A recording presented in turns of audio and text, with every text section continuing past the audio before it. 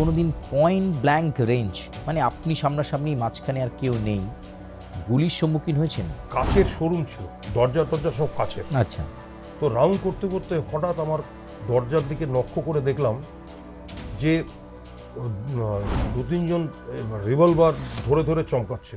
তো গুলিটা যখন ট্রিগারটা টানলো, মুহূর্তের মধ্যে আমি ভাবতেও পারিনি যে একটা ইউনিফর্ম পুলিশ অফিসারকে ওপেন গুলি চালাবে। একজন রিক্সা চালকের 9 বছরের মেয়েকে ধর্ষণ এবং খুন করা হয়। মূল অভিযুক্ত 4 জন, আপনি ছিলেন ইনভেস্টিগেটিং অফিসার। 9 বছরের মেয়ে উলঙ্গ অবস্থায় পড়ে আছে। গিয়ে দেখলাম যে তার যে ভ্যাজানাল ক্যানেল থেকে ঝিল্লি বেরিয়ে এসছে নিচের দিকে। পোস্টমর্টমের জন্য নিয়ে যাওয়া হলো। গলাটা যখন কাটা হলো পোস্টমর্টমের সময়, দেখছি যে মাটি আর প্লাস্টিক ঢোকানো। খবর নিয়ে আমরা 67 জন লোকাল লোককে ধরলাম, 67%। কারণ পোস্টমর্টমের সময় professor of forensic state medicine বলল মেয়েটার মুখের মধ্যে পিঠের যে আঁচড় দিয়েছে তার চামড়া লাগানো আছে।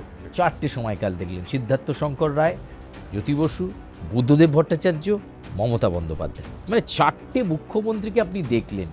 কি মনে হয় কার আমলে বেশি পুলিশের ওপর খবরদারি বা আঙ্গুলি হেলন হয়?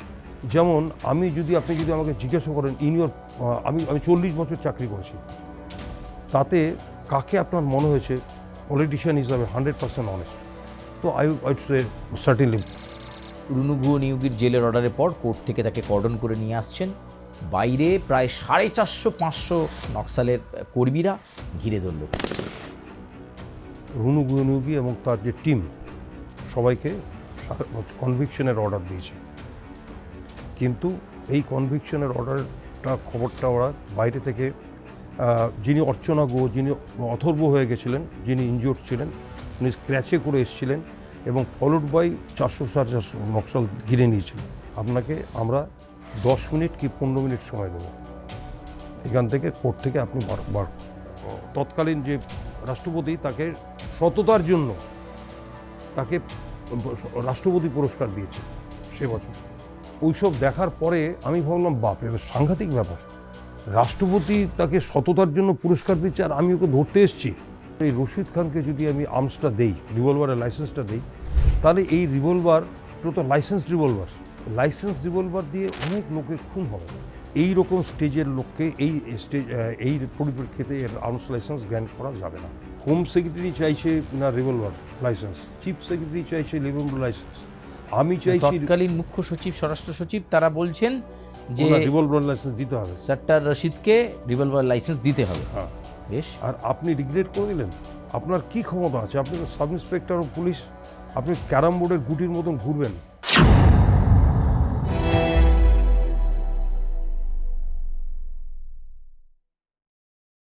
নমস্কার, আমি সুচারু। শুনবো তোমার এই প্ল্যাটফর্মে স্বাগত জানাই। আর আপনারা শুনবো তোমার এই প্ল্যাটফর্মে যাদেরকে অতিথি হিসাবে দেখেন, যাদের কথা শোনেন, বাংলার গুণীজন, বিদগ্ধ মানুষ এবং প্রচুর গুরুত্বপূর্ণ ব্যক্তিত্ব, যারা অনেক অজানা কথা শুনবো তোমার এই প্ল্যাটফর্মে তুলে ধরেন। আর আজকে আমাদের শুনবো তোমার অতিথি এমন একজন মানুষ, যিনি চাকরিতে যোগদান করেন সাব ইন্সপেক্টর হিসাবে, পরবর্তীকালে ওসি, তারপরে অ্যাসিস্ট্যান্ট কমিশনার, তারপরে ডেপুটি কমিশনার অফ পুলিশ, এখানেই শেষ নয়, রাষ্ট্রপতি পুরস্কার প্রাপ্ত, এমনকি অ্যান্টি টেররিস্ট স্কোয়াডেও কাজ করেছেন তিনি। হ্যাঁ, আমি সেই দুধে প্রাক্তন পুলিশ কর্তা, পুলিশ অফিসার সত্যজিৎ ব্যানার্জির কথা বলছি। সত্যজিৎ দা, আপনাকে স্বাগত জানাই আর প্লাস নিউজের এই শুনবো তোমার প্ল্যাটফর্মে আসার জন্য অনেক অনেক ধন্যবাদ। কথা আর বাড়াবো না, একেবারে সরাসরি আপনার সঙ্গে কথা বলতে ইচ্ছা করছে। এই যে এত অভিজ্ঞতার আপনার ঝুলি, আপনি যে সময় চাকরিতে যোগদান করলেন সত্যজিৎ দা, তখন সিদ্ধার্থ শঙ্কর রায়ের আমল, মানে ভরা কংগ্রেস জামানা। 1975 কংগ্রেসকে বিদায় দেওয়ার জন্য অন্যান্য রাজনৈতিক শিবিরগুলো তখন উত্তাল করে তুলছে বাংলা। ঠিক সেই সময় আপনি পুলিশের চাকরিতে যোগদান করলেন, মুহূর্তটা কেমন ছিল? দেখুন, অ্যাকচুয়ালি 75 সালে আমাদের রিটেন পরীক্ষা হয়, এটা ওয়েস্ট বেঙ্গল বেসিসে, আর ইন্টারভিউ হয় 75 সালে, কিন্তু আমাদের ট্রেনিং শুরু হয় 2 ফেব্রুয়ারি 1976 সাল থেকে। তো সেই সময় আপনি যেটা বললেন সেটা সত্যি, ভরা কংগ্রেসের টাইম, কিন্তু অস্তমিত সূর্য যেমন একটু হয় সেই রকম অবস্থা কংগ্রেসের ছিল। সিদ্ধার্থ শঙ্কর রায় তখন চিফ মিনিস্টার পশ্চিমবঙ্গের। বামফ্রন্ট আসবো করছে, চারদিকে মিটিং হচ্ছে, চারদিকে মিছিল হচ্ছে। এই সময় আমি পুলিশে জয়েন করি। কোন লক্ষ্য নিয়ে আপনি জয়েন করলেন? কারণ আরও তো অনেক পেশা বেছে নিতে পারতেন, মানে আরাম কেদারায় বসে পায়ে পা তুলে অন্য চাকরি করতে পারতেন। পুলিশের মতো এত রিস্ক জব কেন? দেখুন, অ্যাকচুয়ালি আমাদের পরিবারটা খুব নিম্ন মধ্যবিত্ত পরিবার থেকে আমি এসেছি। এখন আমি একটা ছোট্ট হাসির কথা বললে মনে হবে যে কি বলছে। যখন ক্লাস 5-এ পড়তাম তো আমাদের হেড দিদিমণি হঠাৎ একদিন বললেন ক্লাসে যে তোমরা 10 লাইনের মধ্যে আমরা কি হতে চাই, মানে অ্যাম্বিশন অফ লাইফ যেটাকে ইংরেজিতে বলা হয়, সেটা লেখো 10 লাইনের মধ্যে হতে হবে বাংলায়। সবাই, কেউ বললো শিক্ষক হতে চাই, কেন হতে চাই, কেউ বললো ব্যবসায়ী হতে চাই, ঠিক আছে, কেউ বললো আমি বাবার সাথে বিজনেসে ঢুকবো। তো ক্লাস 5-এ তখন আমি 10 লাইনের মধ্যে লিখেছিলাম যে আমি ডিস্ট্রিক্ট ম্যাজিস্ট্রেট হতে চাই কিংবা এসপি হতে চাই। অর্থাৎ ক্লাস 5-এই থেকে আমার প্রশাসনে আসার একটা সার্বিক একটা ইচ্ছা ছিল। এখন ইচ্ছা থাকলেই তো সবসময় হয় না, কারণ কম্পিটিটিভ পরীক্ষা। যখন আমার বয়স 17.5 থেকে 18 বছর বয়স, তখন আমার গ্র্যাজুয়েশনটা কমপ্লিট হয়নি। আমি তখন এনডিএ পরীক্ষার জন্য প্রস্তুত, ন্যাশনাল ডিফেন্স একাডেমি। কারণটা বলে দিই, কারণ হচ্ছে আমি এনসিসির বেস্ট ক্যাডেট ছিলাম, নর্থ বেঙ্গলের, এবং কলেজেরও বেস্ট ক্যাডেট ছিলাম, সিনিয়র আন্ডার অফিসার ছিলাম। তো প্রথম থেকেই ভেবেছিলাম যে মিলিটারিতে যাব কিংবা ইন্ডিয়ান অ্যাডমিনিস্ট্রেটিভ পুলিশ সার্ভিস পরীক্ষা দেবো। কিন্তু আমরা খুব গ্রামে থাকতাম, মালদার খুব গ্রামে। মালদার গ্রামের নাম হচ্ছে বুলবুলচন্ডী। তো সেইখান থেকে এই কম্পিটিটিভ পরীক্ষা দেওয়া খুব কষ্ট ছিল, কারণ আসল পরীক্ষা যেটা সেটা হচ্ছে ইংরেজি, ফ্লুয়েন্সি ইংরেজি, সেটা তখন ওই দিকটায় ছিলই না। আমি এই কথাগুলো যখন বলছি তখন এটা হচ্ছে 1970। আপনি জানেন হয়তো যে সেই সময় নকশালদের দাপট উত্তরবঙ্গে ছেয়ে ফেলেছে, স্কুল পাশ করাই মুশকিল, কলেজ পাশ করাই মুশকিল।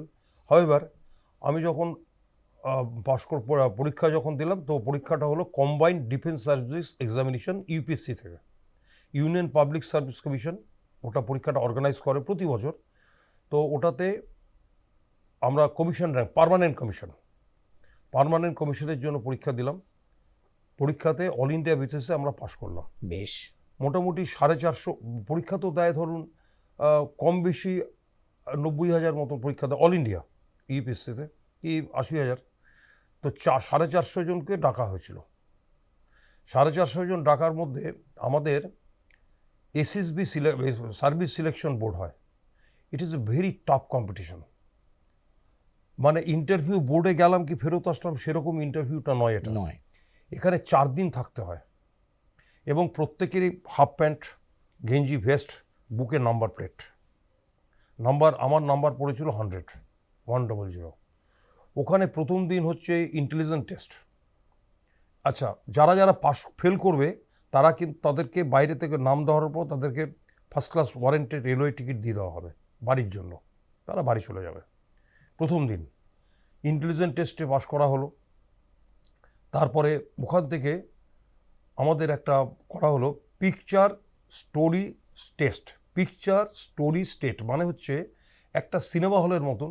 ওখানে সামনের আমাদের খাতা আছে, একটা পিকচার দেখানো হবে 30 সেকেন্ড। ধরুন একটা মেয়ে সুইসাইড করছে, আচ্ছা, কিংবা একজন পুজো করছে, কিংবা একজন মারামারি করছে, কিংবা একটা ডাক্তার দেখছে রোগীকে, একটা ছবি দেখাবে 30 সেকেন্ড। তার উপরে আপনাকে 150টা স্টোরি এরকম লিখতে হবে, মানে পরপর দেখতে হবে। পিকচার স্টোরিজ টেস্ট, এটা হয়ে গেল প্রথম দিন। তারপরের দিন যেটা হলো সেটা হচ্ছে আপনাকে এটা 1.5 ঘন্টার পরীক্ষা হবে। প্রত্যেকটা মার্কস কিন্তু 90 করে আছে, 90 করে। একটা করে ওয়ার্ড দেখানো হবে। ধরুন একটা ওয়ার, আপনাকে ইনস্ট্যান্ট সেন্টেন্স, তারপরে পরপর আসছে কিন্তু, আচ্ছা, 5 সেকেন্ড পরপর উল্টে যাচ্ছে কিন্তু।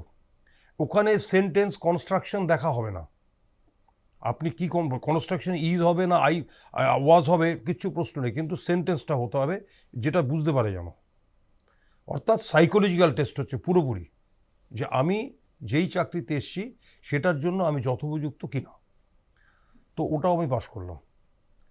তারপরের দিন পরীক্ষা হলো অবস্টাকল কোর্স, অর্থাৎ একটা নদী পার হতে হবে, টার্জান মানে মাংকি যেরকম রোপ দেওয়া থাকে না, দুটো পা সামনে দিয়ে পিছনে 40 কিলোর বস্তা পিঠে, ওই নদীটা পার হতে হবে। যদি আপনি হাত পা খুলে যায় তাহলে কিন্তু নদীতে পড়ে যাবেন, পাথরের নদী। তারপরে অবস্টাকল কোর্স, মানে ধরুন টার্জান সুইং, ধরুন 6 তলার উপর থেকে আপনাকে দড়ি দেওয়া হলো, দড়ি ধুয়ে ছেড়ে দেওয়া হলো, এবার আপনি সুইং করে করে কীভাবে নামবেন নিচে। তারপর হচ্ছে নিচের থেকে উপরে ওঠা দড়ি বেঁধে বেঁধে। তারপর হচ্ছে একটা যুদ্ধ হচ্ছে, যুদ্ধতে আপনাকে ওইখানে শত্রু সৈন্যের কাছে আপনি কীভাবে পৌঁছবেন, আপনার কাছে কাঠের সব কিছু দেওয়া হবে, কীভাবে পৌঁছবেন আপনি। You are a captain of the team, কারণ কমিশন র্যাঙ্ক তো, তারা ক্যাপ্টেন হবে, মেজর হবে, লেফটেন্যান্ট কর্নেল হবে। তো এটা তো পাস করলাম। তারপরের দিন অর্থাৎ তৃতীয় দিন হয়ে গেল, চতুর্থ দিন আমাদের ইতিমধ্যে কিন্তু মোটামুটিভাবে সব কেটে গেছে, মোটামুটি ধরুন এই 45 জন মতন আছে, বাদবাকি কিন্তু সব কেটে গেছে। তো আমরা ধরেই নিয়েছিলাম, আমরা তো জানতাম না কটা পোস্ট আছে, আর আর্মিতে এইসব জানানো হয় না। তো আমরা দেখলাম সাথে তখন আমাদের বোর্ড হচ্ছে, সামনে একজন ব্রিগেডিয়ার, এ পাশে একজন কর্নেল, এ পাশে লেফটেন্যান্ট কর্নেল, একজন লেডি সাইকোলজিস্ট, আরেকজন আর্মিরই বড় অফিসার, আমি র্যাঙ্কটা খেয়াল করতে পারছি না, কিন্তু not below the rank of lieutenant colonel. আমার ঠিক পেছনে একজন মেজর বসে আছে, এরকম বোর্ড। এবং তখন ওই ইন্টারভিউ এবং প্রশ্ন করছে, যা প্রশ্ন করবে সেই প্রশ্নের উত্তর দিতে হবে, এবং এটা কিন্তু পুরোপুরি ইংরেজিতে, এখানে কোনো হিন্দি বাংলার ব্যাপার নেই। তো হলো, পরীক্ষা হলো, সব অনেক প্রশ্ন করা হলো, প্রশ্নগুলোর মধ্যে যাচ্ছি না কারণ অনেক প্রশ্ন তো উত্তর দেওয়া যাবে না। যেই প্রশ্নটা সবচেয়ে মারাত্মক প্রশ্ন করেছিল সেটা হচ্ছে what is your political opinion, আপনার রাজনৈতিক ওপিনিয়ন কি? হ্যাঁ, কারণ আমি তো north Bengal, I came from north Bengal, Naxalite movement চলছে তখন, তাই তো, এটা 70 সালের ব্যাপার। What is your political opinion, এটা লেডি সাইকোলজিস্ট জিজ্ঞাসা করলেন। তো আমি বললাম I have no political opinion. তো উনি বললেন, ব্রিগেডিয়ার বললেন, every educated people have their own political opinion. অর্থাৎ আমি যদি পলিটিক্যাল ওপিনিয়ন না দিই তাহলে আমি আনএডুকেটেড প্রমাণিত হচ্ছে। প্রত্যেক এডুকেটেড পিপলেরই একটা পলিটিক্যাল ওপিনিয়ন আছে। তো আমি বললাম, the external and internal policy of such and such party is attracted me, right. তো বাইরে বেরোলাম, বাইরে বেরোর 45 জনেরই কিন্তু সেদিনই একদিনে ইন্টারভিউ হলো। ইন্টারভিউ হওয়ার পরে ওখান থেকে 20 জনকে, মানে 25 জন থাকলো, আর বাদবাকি 20 জনকে রেলওয়ে টিকিট দেওয়া হলো, তার মধ্যে আমি একজন। I back Kolkata then to Malda. তো এখানে যাওয়া হলো না, এবং আলটিমেটলি তারপরে আমার তখন বয়স হয়নি পরীক্ষা দেওয়ার, 21 বছর হয়নি, 21 বছর পরীক্ষা দিলাম আমাদের পুলিশ সার্ভিসে। তো আমি পাশ করলাম। ইন্টারভিউ বোর্ড হলো লালবাজারে, কলকাতা পুলিশে চাকরি পেলাম, আবার রাজ্য পুলিশেও চাকরি পেলাম। রাজ্য পুলিশের পরীক্ষা দিয়েছিলাম, ওটাও তো আমি সিলেকশন পেয়েছিলাম, ওটারও অ্যাপয়েন্টমেন্ট আমার কাছে আছে। ওটার ইন্টারভিউ ছিল রাইটার্স বিল্ডিংয়ে। তো আমাদের মনে আছে যে সামনে বসে আছেন একজন, খুব সম্ভবত ওনার র্যাঙ্ক তখন ছিল আইজি র্যাঙ্ক, ডান পাশে বসেছিলেন একজন লেডি হোম সেক্রেটারি, আরেকজন এখানে বসেছিলেন, তিনিও খুব সম্ভবত যে আইজির নিচের rank joint commissioner rank, DIG. আর আমাদের ঠিক পিছনে যে বসেছিলেন তিনি ছিলেন সিনিয়র এসপি, একজন ঠিক পেছনে বসে আছে। ইন্টারভিউতে অনেক কথা জিজ্ঞাসা করা হলো, দুটো ইন্টারভিউতে আমি সিলেকশন পেলাম, রাজ্য পুলিশ, কলকাতা পুলিশ। এছাড়াও সেই বছরই আমি একটা সেন্ট্রাল সার্ভিসে পরীক্ষা দিয়েছিলাম, ফিল্ড পাবলিসিটি অফিসার, তো ওটাতেও চাকরি পেলাম। ওর 3টে অ্যাপয়েন্টমেন্ট আমার কাছে এখনও আছে। যাক, বেশ, আপনার চাকরি পাওয়া হলো। এরপর 1977 সাল, মানে এই প্রেক্ষাপটটা আপনাকে মনে করাচ্ছি, রাজ্যের ক্ষমতায় বাম সরকার, মুখ্যমন্ত্রী হচ্ছেন জ্যোতি বসু, আর আপনি তখন নারকেলডাঙ্গা থানায় ডিসি, আপনারই একজন প্রিয় রমেশ হান্ডা তখন রমেশ দায়িত্বে রয়েছে। আর কে হান্ডা, এই আর কে হান্ডা যখন রয়েছেন, একটি বোমাবাজির ঘটনায় উত্তপ্ত হলো এলাকা এবং অপারেশন এন্ডে আপনাকে নিয়ে যাওয়া হলো। অভিজ্ঞতাটা কেমন ছিল? খুবই শিহরণ করা অভিজ্ঞতা। কারণ তখন দেখেন চাকরির বয়স তো সামান্য 2-3 বছর। হান্ডা সাহেব রাত্রি 2টো এলেন, রাত্রি 2টোয় তখন আমি নাইটে আমাকে বলা হয়েছিল থাকার জন্য। তার সাথে বললো আপনি রিভলভার নিয়ে নিন 2টো, আর গুলি যা আছে নিয়ে নিন সব। কারণ তখন আরজি করে সামনে যে ব্রিজটা দেখছেন ওখানে বোম্বিং চলছে সন্ধ্যাবেলা থেকে, মোটামুটি 150 বোম চার্জ হয়ে গেছে, লোকজন বাইরে বেরোতে পারছে না, ভয়ে কাতর হয়ে গেছে। সিচুয়েশনটা কেন এই রকম? কারণ 77 সালে বামফ্রন্ট ঢুকছে, কংগ্রেসি যারা ছিল তারাও পালিয়ে বেড়াচ্ছে এবং কংগ্রেসিদের তারা দলে ঢোকার জন্য চেষ্টা করছে কিংবা আত্মরক্ষার চেষ্টা করছে, এই রকম পজিশন। সুতরাং একটা টার্মাইল পজিশনে চলছে, অর্থাৎ বামফ্রন্ট সিপিএম তখন ঢুকতে আরম্ভ করেছে।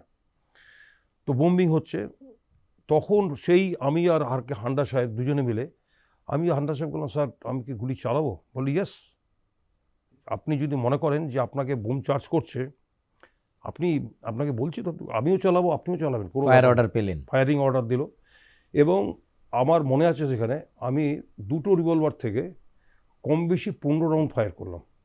আচ্ছা। হান্ডা সাহেব পরপর ফায়ার করেই যাচ্ছে, কারণ ওনার বডিগার্ড রিভলভার লোড করে দিচ্ছে, ফায়ার হয়ে যাচ্ছে। আমার পিছনেও কনস্টেবল ছিল, লোড করে দিচ্ছে। তো আলটিমেটলি ইনজিওর্ড হলো।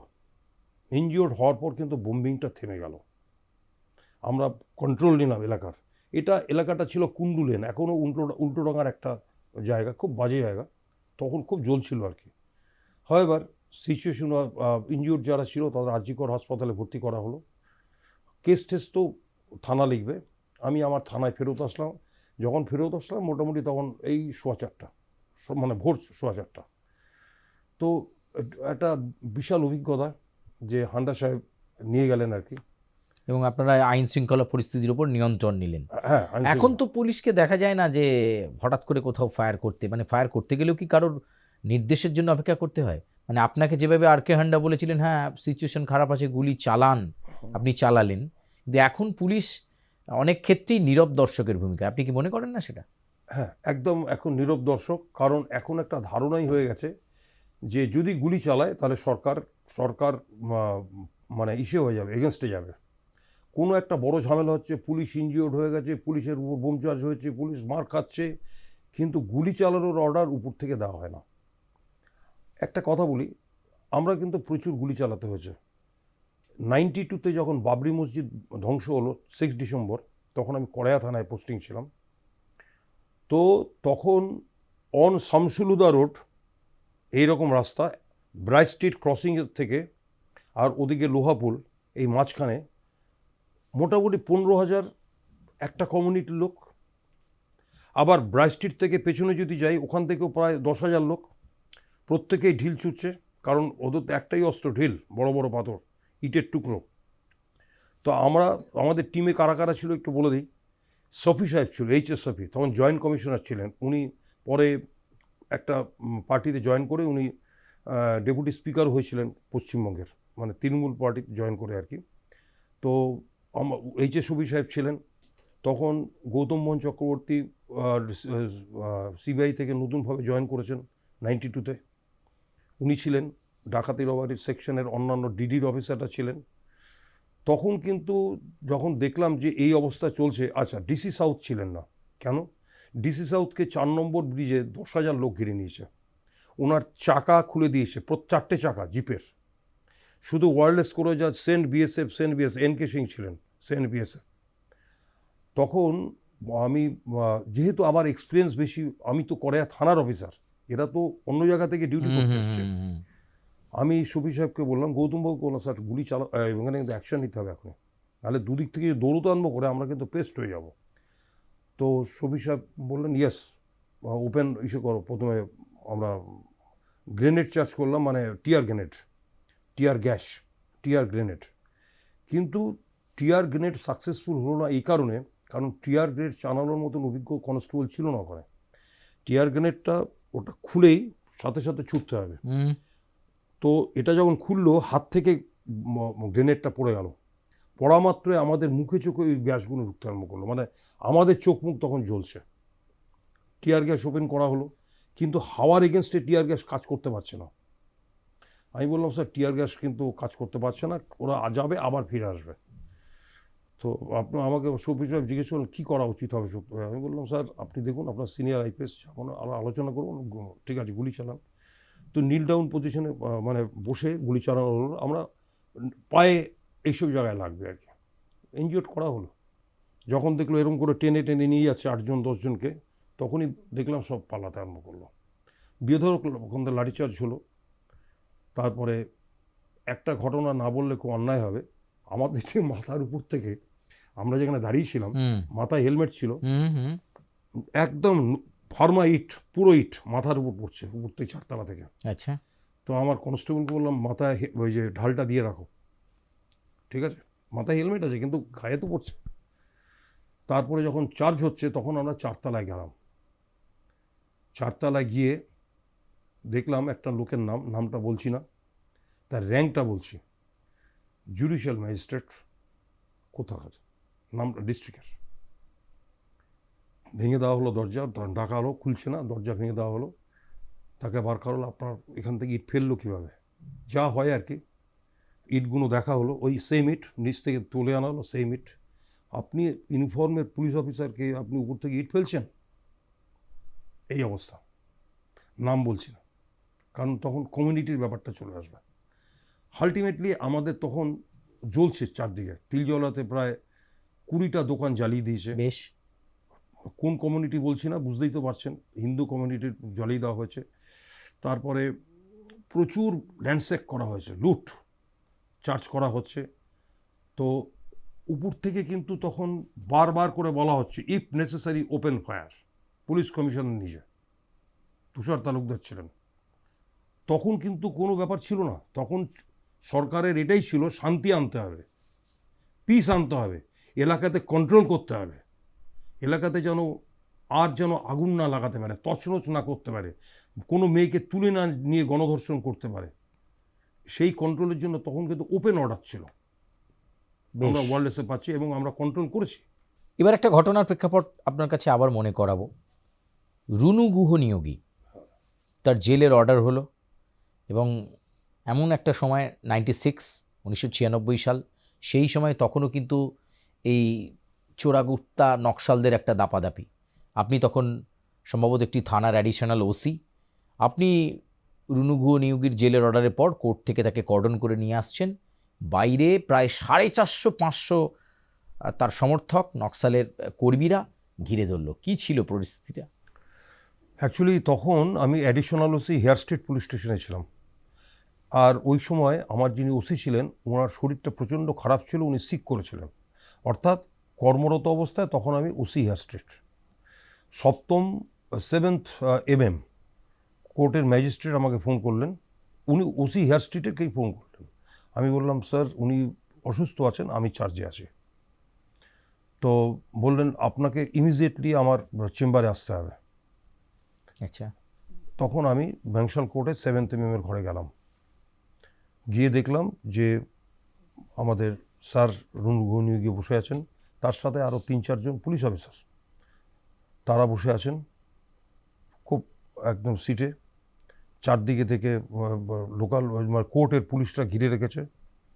আমি চেম্বারে গেলাম, উনি বললেন যে আমি রুনু গুহ নিয়োগী এবং তার যে টিম সবাইকে কনভিকশনের অর্ডার দিয়েছে, কিন্তু এই কনভিকশনের অর্ডারটা খবরটা ওরা বাইরে থেকে, যিনি অর্চনা গুহ, যিনি অথর্ব হয়ে গেছিলেন, যিনি ইনজিওর্ড ছিলেন, উনি স্ক্র্যাচে করে এসেছিলেন এবং ফলোড বাই 400-450 নকশাল ঘিরে নিয়েছিল।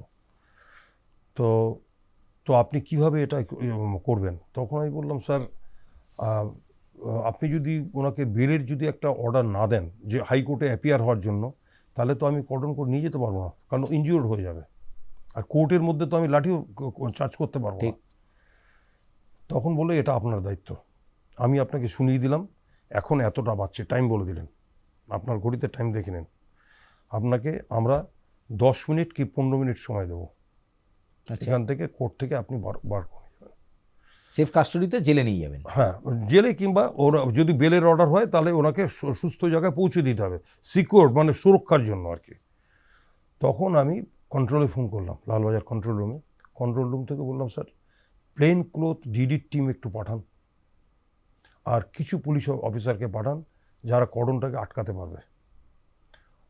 তাদেরকে বুঝিয়ে স্লোগান শাউটিং চলছে।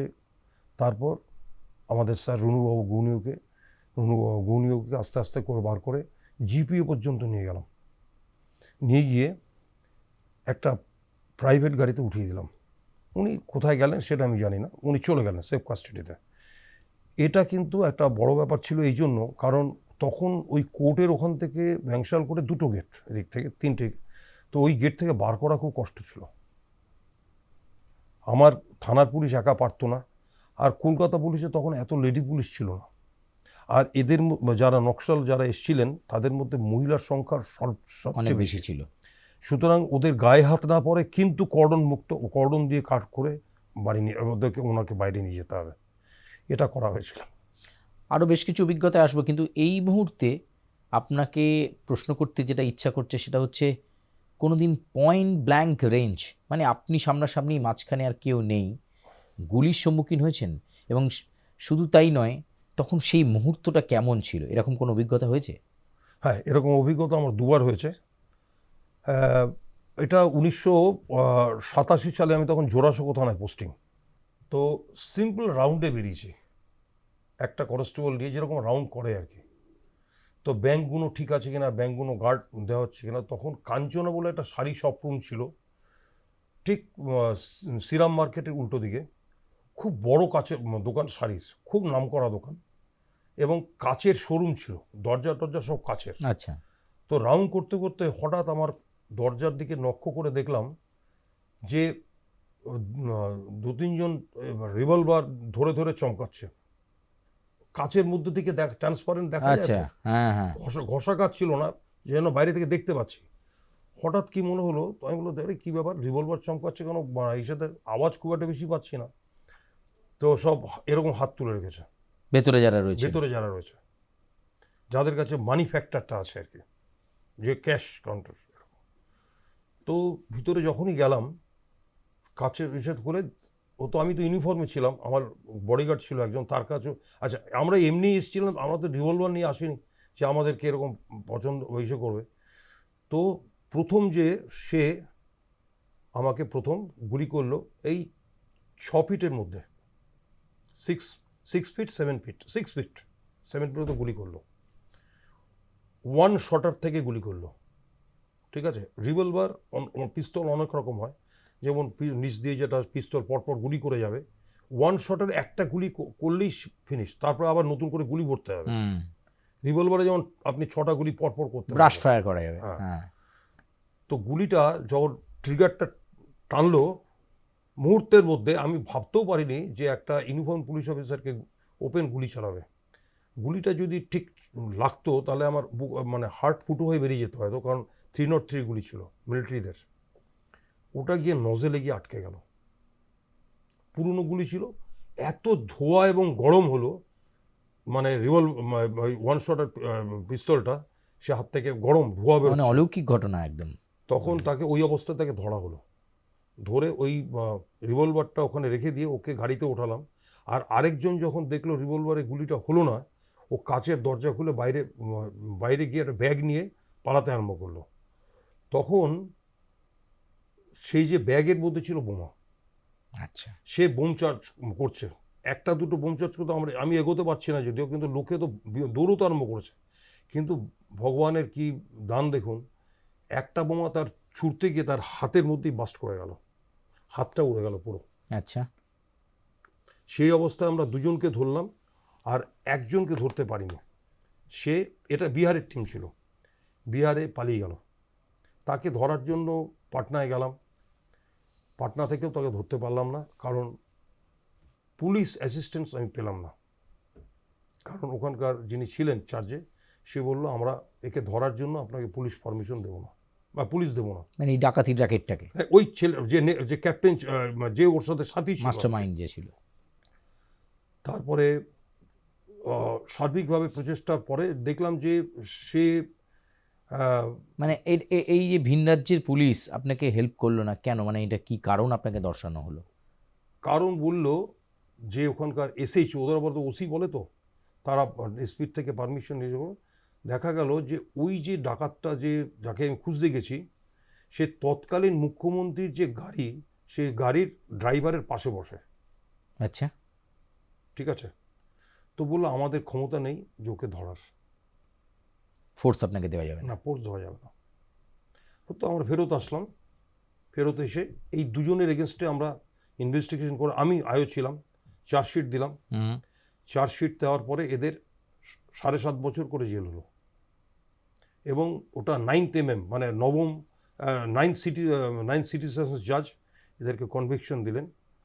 তো এবং এটা আর্মস অ্যাক্টেও আমরা কেস দিয়েছিলাম, কারণ আমাকে তো গুলিটা চালিয়েছিল, আর্মস তো নিয়েছিল, 3 and 5 এক্সপ্লোসিভ অ্যাক্টে দিয়েছিলাম কেস।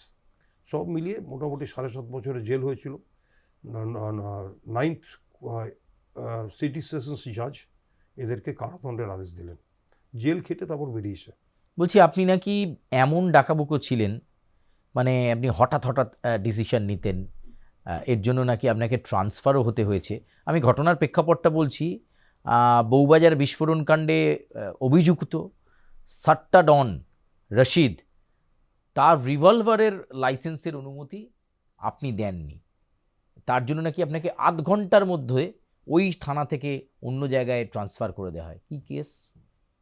এটা হলো কি, মানে তখন আমি বউবাজার থানায় পোস্টিং ছিলাম, I was the second officer on that time. তখন তো অ্যাডিশনাল ওসি র্যাঙ্কটা হয়নি, সেকেন্ড অফিসারই থানাটা দেখতো আর কি।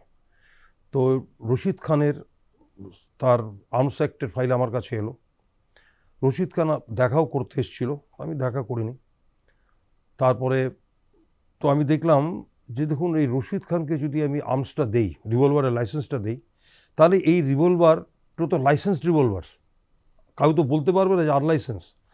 লাইসেন্স রিভলভার দিয়ে অনেক লোকের খুন হবে, অনেক ডাকাতি হবে, মানে ক্রিমিনাল কাজের জন্য ব্যবহার করবে, কারণ he is the central Calcutta satta bookie, criminal coverage আছে। তো তখন আমি ওনার সের মধ্যে আমাদের একটা কমেন্ট হয় আর্মস লাইসেন্সের পেছনে, ওটাতে ক্যাপিটাল লেটারে নাম লিখতে হয়, মানে এরকম একটা সই করে দিলাম ওরকম নয়, সত্যজিৎ ব্যানার্জি কথাটা লিখতে হবে, ঠিক আছে, লেখার কথা।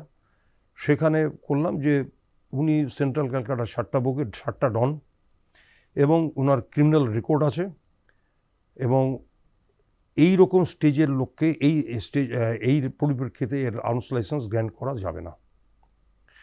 তো তখনকার যিনি ডিসি সেন্ট্রাল ছিলেন, রাজপাল সিং, মারা গেছেন, আমাকে ডাকা হলো।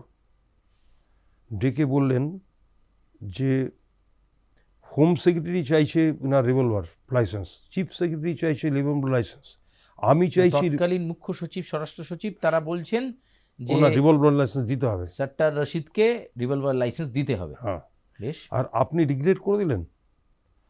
আপনার কি ক্ষমতা আছে? আপনি তো সাব ইন্সপেক্টর অফ পুলিশ, আপনি ক্যারাম বোর্ডের গুটির মতন ঘুরবেন, ক্যারাম বোর্ডের গুটি দেখেন এরকম করে ঘুরবেন, 2 মিনিটের মধ্যে আপনার চাকরি চলে যাবে।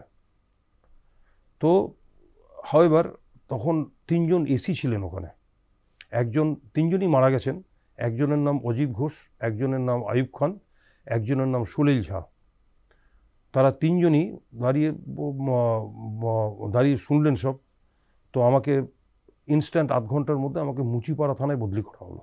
আচ্ছা।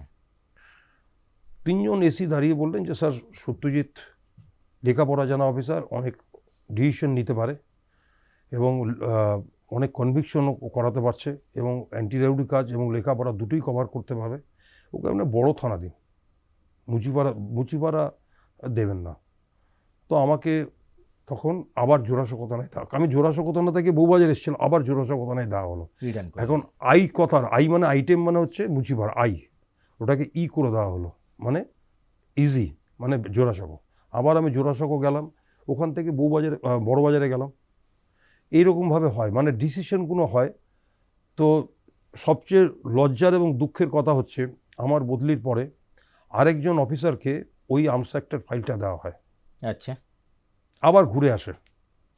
সেই অফিসারের আমি নাম বলছি না, সে কিন্তু ওটা গ্র্যান্ট করে দেয়, কারণ উপরে সবাই চাইছে, তাই তো, প্রভাবশালীদের চাপ। চাপ, ওরা গ্র্যান্ট করে দিল, লাইসেন্স হয়ে গেল, রিভলভার হয়ে গেল। তখন আমি বড়বাজার থানায়, তখন একদিন দেখি ওই রশিদ একজন কোনো উপরে একজন অফিসার থাকতেন, তার সাথে দেখা করতে এসছে, আচ্ছা, নাম বলছি না। তো মাফলারটা সাদা, মাফলার সাদা, ড্রেস সাদা, সব ঘড়িটা সাদা, জুতো সাদা। हाँ बनर्जी साहब, আমি बोलो क्या बात है रशीद, आ गया, आपको लाइसेंस दिखाने के लिए आया। আচ্ছা, तो लाइसेंसটা বার করে আমাকে দেখালো। अब तो नहीं दिया ना, अब समझता था आप ही ग्रेट है, सबसे ऊंचा, हमारा लाइसेंस हो गया, अब तो रिग्रेट कर दिया था, लाइसेंस हो गया। तो हम बोलो बैठिए रशीद भाई, देखिए अभी आपको लाइसेंस मिल गया, मगर अब तो सट्टा डॉन है ना, सट्टा बुक ही चलाता है। अभी सुनता है अब तालतला का एमएलए बनेगा, और नाम तालतलाते सिलेक्शन है चलो एमएलए জন্য, আচ্ছা, तो अब एमएलए बन जाएगा, उसके बाद लाइब्रेरी मिनिस्टर बन जाएगा, मगर आपका तो क्लास 4 का स्टेटस नहीं है, मगर आप उस टाइम में पुलिस ऑफिसर लोग आपको सैल्यूट मारेगा, मगर आपका बेस क्या है, बेस तो सट्टा बुक ही है ना, समझ के चलिए दिन आएगा। তারপরে তো যখন বোম ব্লাস্ট হলো তখন আমি খড়াইয়া থানায় তার আগে জয়েন করেছি, খড়াইয়াত পুলিশ স্টেশনে। তারপর তো এই যা এই হলো, কেস টেস হলো, তারপরে উনি জেলে, তো এখন পর্যন্ত জেলেই আছে। আরেকটা বিষয় আপনার কাছে আসি, এই জোড়াসাঁকো থানায় আপনাকে আবার যখন রিটার্ন করালো, এই সময়কার একটা ঘটনা, সাম্প্রতিকতম সময় এখনও মানুষ কিন্তু তার ভাগ্যকে ট্রাই করার জন্য লটারি কেটে থাকেন। অনেকে পুরস্কার পান না যে তা নয়, অনেকেই পান। কিন্তু আপনার সময়, আপনি যখন জোড়াসাঁকো থানার গুরুত্বপূর্ণ দায়িত্বে রয়েছেন, সম্ভবত সালটা 1986, ঠিক সেই সময়ে একটি লটারির বিজেতা তিনি টাকা জিতলেন, অথচ তার কাছে টাকা পৌঁছলো না। এরকম বহু কমপ্লেন আপনার কাছে আসতে শুরু করলো, এবং সেই এজেন্সিটা এখানকার নয়, দিল্লির একটি লটারি এজেন্সি। শোনা যায় আপনি নাকি নিজে উদ্যোগ নিয়ে সেই দুর্নীতিপরায়ণ ব্যক্তিকে গ্রেপ্তার করেন, এবং তার পেছনেও নাকি একজন প্রভাবশালী ছিলেন বলে জানা যায়। এটা খুবই ইন্টারেস্টিং, একটু যদি 1 মিনিট সময় দেন। সেটা হচ্ছে অ্যাকচুয়ালি ACMM কলকাতা, উনি একটা যিনি প্রাইজ পেয়েছিলেন কিন্তু প্রাইজ দিচ্ছে না, কম বেশি 45 লাখ ছিল। তো তৎকালীন যুগে মানতে হবে, 85-86 নয়, আজকে তো 2026। তো উনি তখন বললেন যে আমরা ACGM-কে বললেন যে আমাকে দেওয়া হচ্ছে না, আমাকে একটা FIR করার জন্য পারমিশন দেওয়া হোক। তো FIR, তো উনি 156 ক্লজ 3 CRPC-তে পারমিশন পেলেন। ঘুরতে ঘুরতে কেসটা আমার মানে পিটিশনটা আমার কাছে এলো, আমাকে এন্ডোর্স করা হলো। তৎকালীন যিনি ওসি ছিলেন মিস্টার PK বর্মন, মারা গেছেন, তিনি আমাকে দিলেন। তো আমি কেস সেখান থেকে লিখলাম, লেখার পরে দেখলাম রিপোর্ট যা পেলাম, দিল্লিতে গেলাম ইনভেস্টিগেশনে, পারমিশন নিলাম from my deputy commissioner central division. ওখানে গিয়ে তখন সুজয় চক্রবর্তী তখন ডিসি সেন্ট্রাল ছিলেন। তো দিল্লিতে গিয়ে যা রিপোর্ট পেলাম, আচ্ছা বাড়িটার কথা একটু না বললে হবে না, ডিফেন্স কলোনি পুলিশ স্টেশন এলাকা, মানে আমাদের কলকাতা যেমন পার্ক স্ট্রিট থিয়েটার রোড যেরকম মানে উচ্চতা সম্পন্ন জায়গা অভিজাত্য, ডিফেন্স কলোনি PS এরিয়া। তার বাড়িটার একটু কথা বলি, বাড়িটার পুরো পাঁচিলটা কম বেশি 20 ফিট, প্রায় 2 বিঘার মধ্যে বাড়ি, 2 বিঘা 40 কাঠা। গেটে আমি কোমরের মতন হাইটে যাই, মানে 6.5 ফিট উচ্চতার দুজন পাঞ্জাবি একদম বন্দুক নিয়ে, দোনলা বন্দুক নিয়ে ওখানে গেটে দাঁড়িয়ে আছে, গেট বন্ধ। তৎকালীন যুগে, এখন CCTV আমাদের কাছে কোনো ব্যাপার না, সাধারণ লোকও CCTV লাগাচ্ছে, ওখানে টিভির স্ক্রিন করা আছে, টিভি একটা সাধারণ টিভি, ওখানে ছবি দেখানো হচ্ছে, ছবিতে যদি পারমিশন দেওয়া হয় তবে আপনার গেট ওখান থেকে আপনি খুলতে পারবেন, নাহলে আপনাকে ঢুকতেই দেওয়া হবে না। যার জন্য অন্ধ্রপ্রদেশ, গুজরাট, নানা জায়গা থেকে যারা প্রাইজ পেয়েছে তারা ঘুরে বেড়াচ্ছে, ঢুকতে পারছে না। ওখানে একটা বিশাল কাট আউট, ঠিক আছে, খয়রতিলাল খান্না, হি গট দ্য রাষ্ট্রপতি পদক তার সততার জন্য, ফর অনেস্টি। কাট আউটটা প্রায় 30 ফুট, মানে মালাদিস তৎকালীন যে রাষ্ট্রপতি তাকে সততার জন্য তাকে রাষ্ট্রপতি পুরস্কার দিয়েছে সে বছর, তার আগের বছর। আমি জানুয়ারি মাসে গেছিলাম, খুব শীত দিল্লিতে তখন। তো ওইসব দেখার পরে আমি ভাবলাম বাপরে, তো সাংঘাতিক ব্যাপার, রাষ্ট্রপতি তাকে সততার জন্য পুরস্কার দিচ্ছে আর আমি ওকে ধরতে এসছি। কথাটা বুঝলেন কতটা চাপের মধ্যে থাকে? নিশ্চয়ই। আমার র্যাঙ্ক তো বড় র্যাঙ্ক নেই। তারপরে আমি ডিফেন্স কলোনি থানায় গেলাম। ডিফেন্স কলোনি পুলিশ স্টেশনে দেখলাম যে এই যে 8-10 জন অফিসার বসে আছে, এর মধ্যে সবচেয়ে কমজোরি এবং মূর্খ অফিসার কে আছে? আমি একদিন দুদিন ঘুরলাম। কারণটা হচ্ছে, যখনই আমার কাছে নন বেলেবল ওয়ারেন্ট আছে, কিন্তু যদি শো করি তাহলে ওরা করবে কি, এই নাম্বারটা লিখে নেবে, দিল্লি হাইকোর্টের জাস্টিসের কাছে গিয়ে বেল নিয়ে নেবে। আমাকে একটা বেলের অর্ডার দিয়ে দেবে, আমাকে তাবিজ করে নিয়ে চলে আসতে হবে, বেল হয়ে গেছে। তো হয়তো ধরা হলো না। তখন আমি দেখলাম যে এফিশিয়েন্ট অফিসাররা এইগুলো চার্জ করবে, ঠিক আছে। তো আমি ওসিকে প্রথমে, ওসি বলছে where is your warrant of arrest, where is your FIR. এটা কিন্তু দেখাতে হবে, অফিসিয়ালি বাধ্য। কিন্তু আমি বললাম যে the officer is coming in the next flight, he is holding the file, FIR including the non available warrant of arrest. ओ उसको ले आइए, उसके बाद हम देखेंगे। দেখলাম ওসি থেকে পারমিশন দেবে না। কারণ আরেকটা বড় ব্যাপার ছিল, এই যে খৈরুতুল্লাহ খান্নার দাদা রাষ্ট্রপতি ভবনে থাকতেন, তিনি তৎকালীন প্রধানমন্ত্রীকে ছোটবেলা থেকে এবিসিডি থেকে সব কিছু পড়াতেন, দুই ভাইকে। কোন দুই ভাই আপনার আমি নাম বলছি না, তৎকালীন প্রধানমন্ত্রী। তো সেই একটা বিশাল সোর্স ছিল, অর্থাৎ প্রাইম মিনিস্টার লেভেলের সোর্স। তো দেখলাম তো তো চাকরি তো চলেই যাবে মনে হচ্ছে। তো সবচেয়ে মানে কম বুদ্ধি সম্পন্ন লোককে বাঁচতে হবে, যে আমাকে পুলিশ ফোর্সটা দেবে, ঠিক আছে।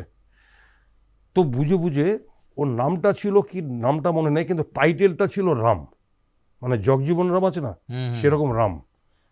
ওই রকমই খর্বকায় চেহারা, ওরকমই পড়াশোনা, দেখছি বিড়ি খাচ্ছে। তো জেনারেলি ওই রকম থানার অফিসার বিড়ি খাচ্ছে, ওটা আমি দেখে বুঝলাম যে এর পয়সা করি খুব টানাটানি আছে। তো ওকে 5 সিগারেটের প্যাকেট দিয়ে দিলাম, কথাবার্তা হলো। তো খুব একদম সাংঘাতিকভাবে বিষয় হয়ে গেল, কন্ট্রোল হয়ে গেল একটাতেই। তো কিন্তু আমরা যে যাব, ওখানে গিয়ে যদি সেই সময় খৈরতুল্লাহ খান্না না থাকে, এমনও তো হতে পারে। তো আমার সাথে সত্যনারায়ণ আগন বলে একজনকে নিয়ে গেছিলাম, কলকাতার ডিফেক্ট কমপ্লেন্টের লোক, যে আমাকে আইডেন্টিফাই করবে যে হুইজ খৈরতুল্লাহ খান্না। অনেক থাকবে লোকজন। তাকে বললাম যে আপনি ফোন করুন, টোপ দিন যে আমরা নতুন করে একটা লটারি এজেন্সি খুলবো কলকাতায়। আচ্ছা, মানে নতুন আপনি একটা টোপ দিলেন? দিয়ে দিলাম, আমরা কালকে আসবো আপনার সাথে কথা বলতে। বলছি আর ঠিক আছে, রাজি আছি, কিন্তু 25 লাখ টাকা আমাকে দিতে হবে, 25 lakhs তৎকালীন যুগে। তো আমি বললাম অ্যাড্রেস আপনাকে জিজ্ঞেস করবে, তো কোথায় খুলবেন? আপনি বলবেন 85 NS রোড, ঠিক আছে। তো অনেক অফিস আছে ওখানে 85 NS রোড, সুতরাং সুবিধা। তো বললো যে আমরা কালকে বিকেলে আপনাকে টাকা নিয়ে আসছি, ঠিক আছে। 20 লাখ টাকা ক্যাশে হবে আর 5 লাখ টাকা হোয়াইটে দেবো। সত্যনারায়ণ আগলের সাথে উনি কথা বললেন, রাইট। টাইম দেওয়া হলো 5টা বিকেলবেলা। তো আমি একদিন আগে থেকে রামবাবুকে, মিস্টার রাম, ওই কী নাম আমি মনে পড়ছে না, কিন্তু এস ছিল, নামটা ছিল এস দিয়ে, কী নাম যেন ছিল, সুপ্রকাশ নাম কি এস নাম, এস রাম। তাকে বললাম যে কালকে বিকেলে ड्यूटीটা আপনি নেবেন, कल जो हम लोग का 5 बजे रेड होगा, हम लोग आप हमारा साथ में होगा, आपका जो है हम देखेंगे, चिंता मत करिए, यू विल बी रिवॉर्डेड। मगर पुलिस फोर्स हम लोग ठीक 5:45 बजे आपका पास 4:30 बजे आएंगे, आपका जीप रेडी तैयार, जाएंगे उठाएंगे आपका थाना में ले आएंगे। तो खूब खुशी। আমি বললাম इसको बाहर में मत बोलिए, কারণ ওসির কাছে গেলে তো ওসি ওকে আটকে দেবে। কান ধরে আটকে দেবে। হুম, তারপরে ঠিক 5টার সময় দেখছি একদম মানে ইসে জিপে প্রায় 6-7 জন ইউনিফর্ম কনস্টেবল বন্দুক লাঠি ফাটি নিয়ে একদম রাইফেল নিয়ে রেডি, আর রাম একদম সামনে বসে আছে। आ गया सर? আমি বললাম हाँ आ गया। আমার সাথে গাড়ি ভাড়া করেছিলাম, আচ্ছা, प्राइवेट कार। বললাম आप हमारा गाड़ी को फॉलो करके आइए, ঠিক আছে। ওখানে যখন যাওয়া হলো তো ওই যে পাঞ্জাবি দুজন একদম সাড়ে চুপ এরকম চেহারা ওরা দাঁড়িয়ে আছে এরকম করে কোনায়।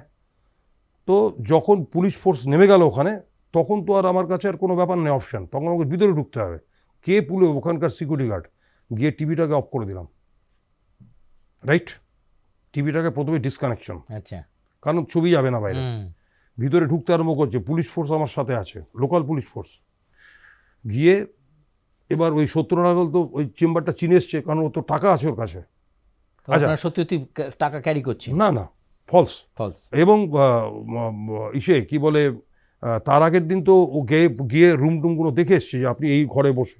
ওই রুমে নিয়ে গেল, দেখছি খান্না সাহেব, খরিয়তুলাল খান্না আসামি, জানুয়ারি মাস দিল্লিতে এসি রুমে বসে আছে। আচ্ছা, মাইন্ড ইট। আরে आप लोग कौन है? তো তখন আমাদের কেপি লেখা থাকতো না, সিপি থাকতো, CP, Kolkata police, Calcutta police, তারপর হলো কলকাতা পুলিশ। তো আমার ইউনিফর্ম, ওই চকচকে ইউনিফর্ম, এরকম চেহারা, ওই রকম ব্লেজার দেখে বলছে ইউ আর কাস্টমস পুলিশ? বললাম no, I am Calcutta police. क्या हुआ? अरे क्या हुआ इधर नहीं, आप उठिए इधर से, आप उठिए, आप यू आर अंडर अरेस्ट। बोला अरे अरेस्ट क्या होगा, आपका नाम है क्या है? তো নন অ্যাভেলেবল ওয়ারেন্ট অফ অ্যারেস্টের কপি আমি নিয়ে গেছিলাম, অরিজিনালটা আমার কাছে, কারণ ও তো ছিঁড়ে ফেলে দেবে, খেয়ে নেবে, তখন তো আমার কাছে নেই। অরিজিনালটা আমার কাছে এখানে দেখাচ্ছি, আর ওর কপি দিলাম ওকে, দেখিয়ে বললো अरे अरेस्ट वारंट निकल गया, नॉन अवेलेबल क्या बात है? और चलिए उठिए बोला हम बाथरूम जाएंगे। बोले चलिए बाथरूम हम भी जाएंगे, चलिए, কারণ দরজা থেকে তো খুলবে না, সুইসাইড করে যাবে। তারপরে দরজা পেচ্ছাপ হওয়ার পরে তারপর ওকে ডিফেন্স কলোনি থানায় আসলাম। থানায় আসার পরে জেনারেল ডায়েরি ওদের বড় বড়, নিজে হাতে জেনারেল ডায়েরি লিখতে, নাম্বার দিয়ে লিখতে আরম্ভ করলাম, ব্রট আন্ডার। আমি জানি এখনই সব উপরওয়ালা সব দৌড়বে, কারণ খবর চলে যাবে।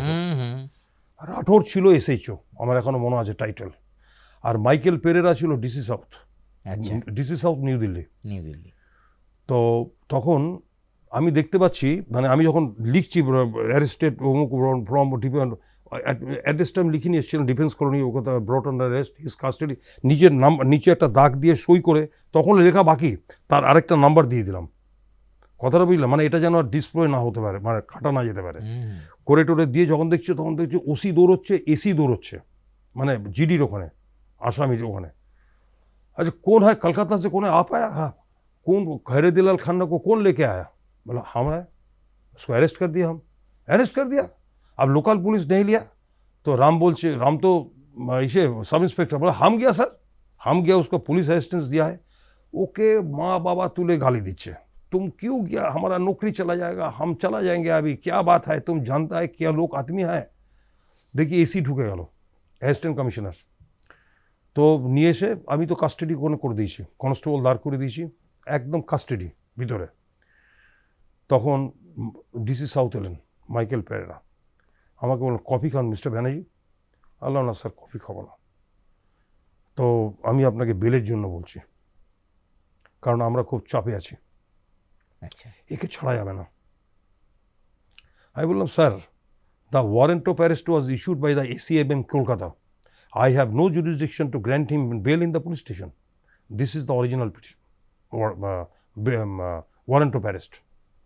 দেখলো, দেখার পর I am requesting you, his condition is serious. False বলছে আর কি। বললাম sir condition is serious, it will be decided in the court of law, Patiala house.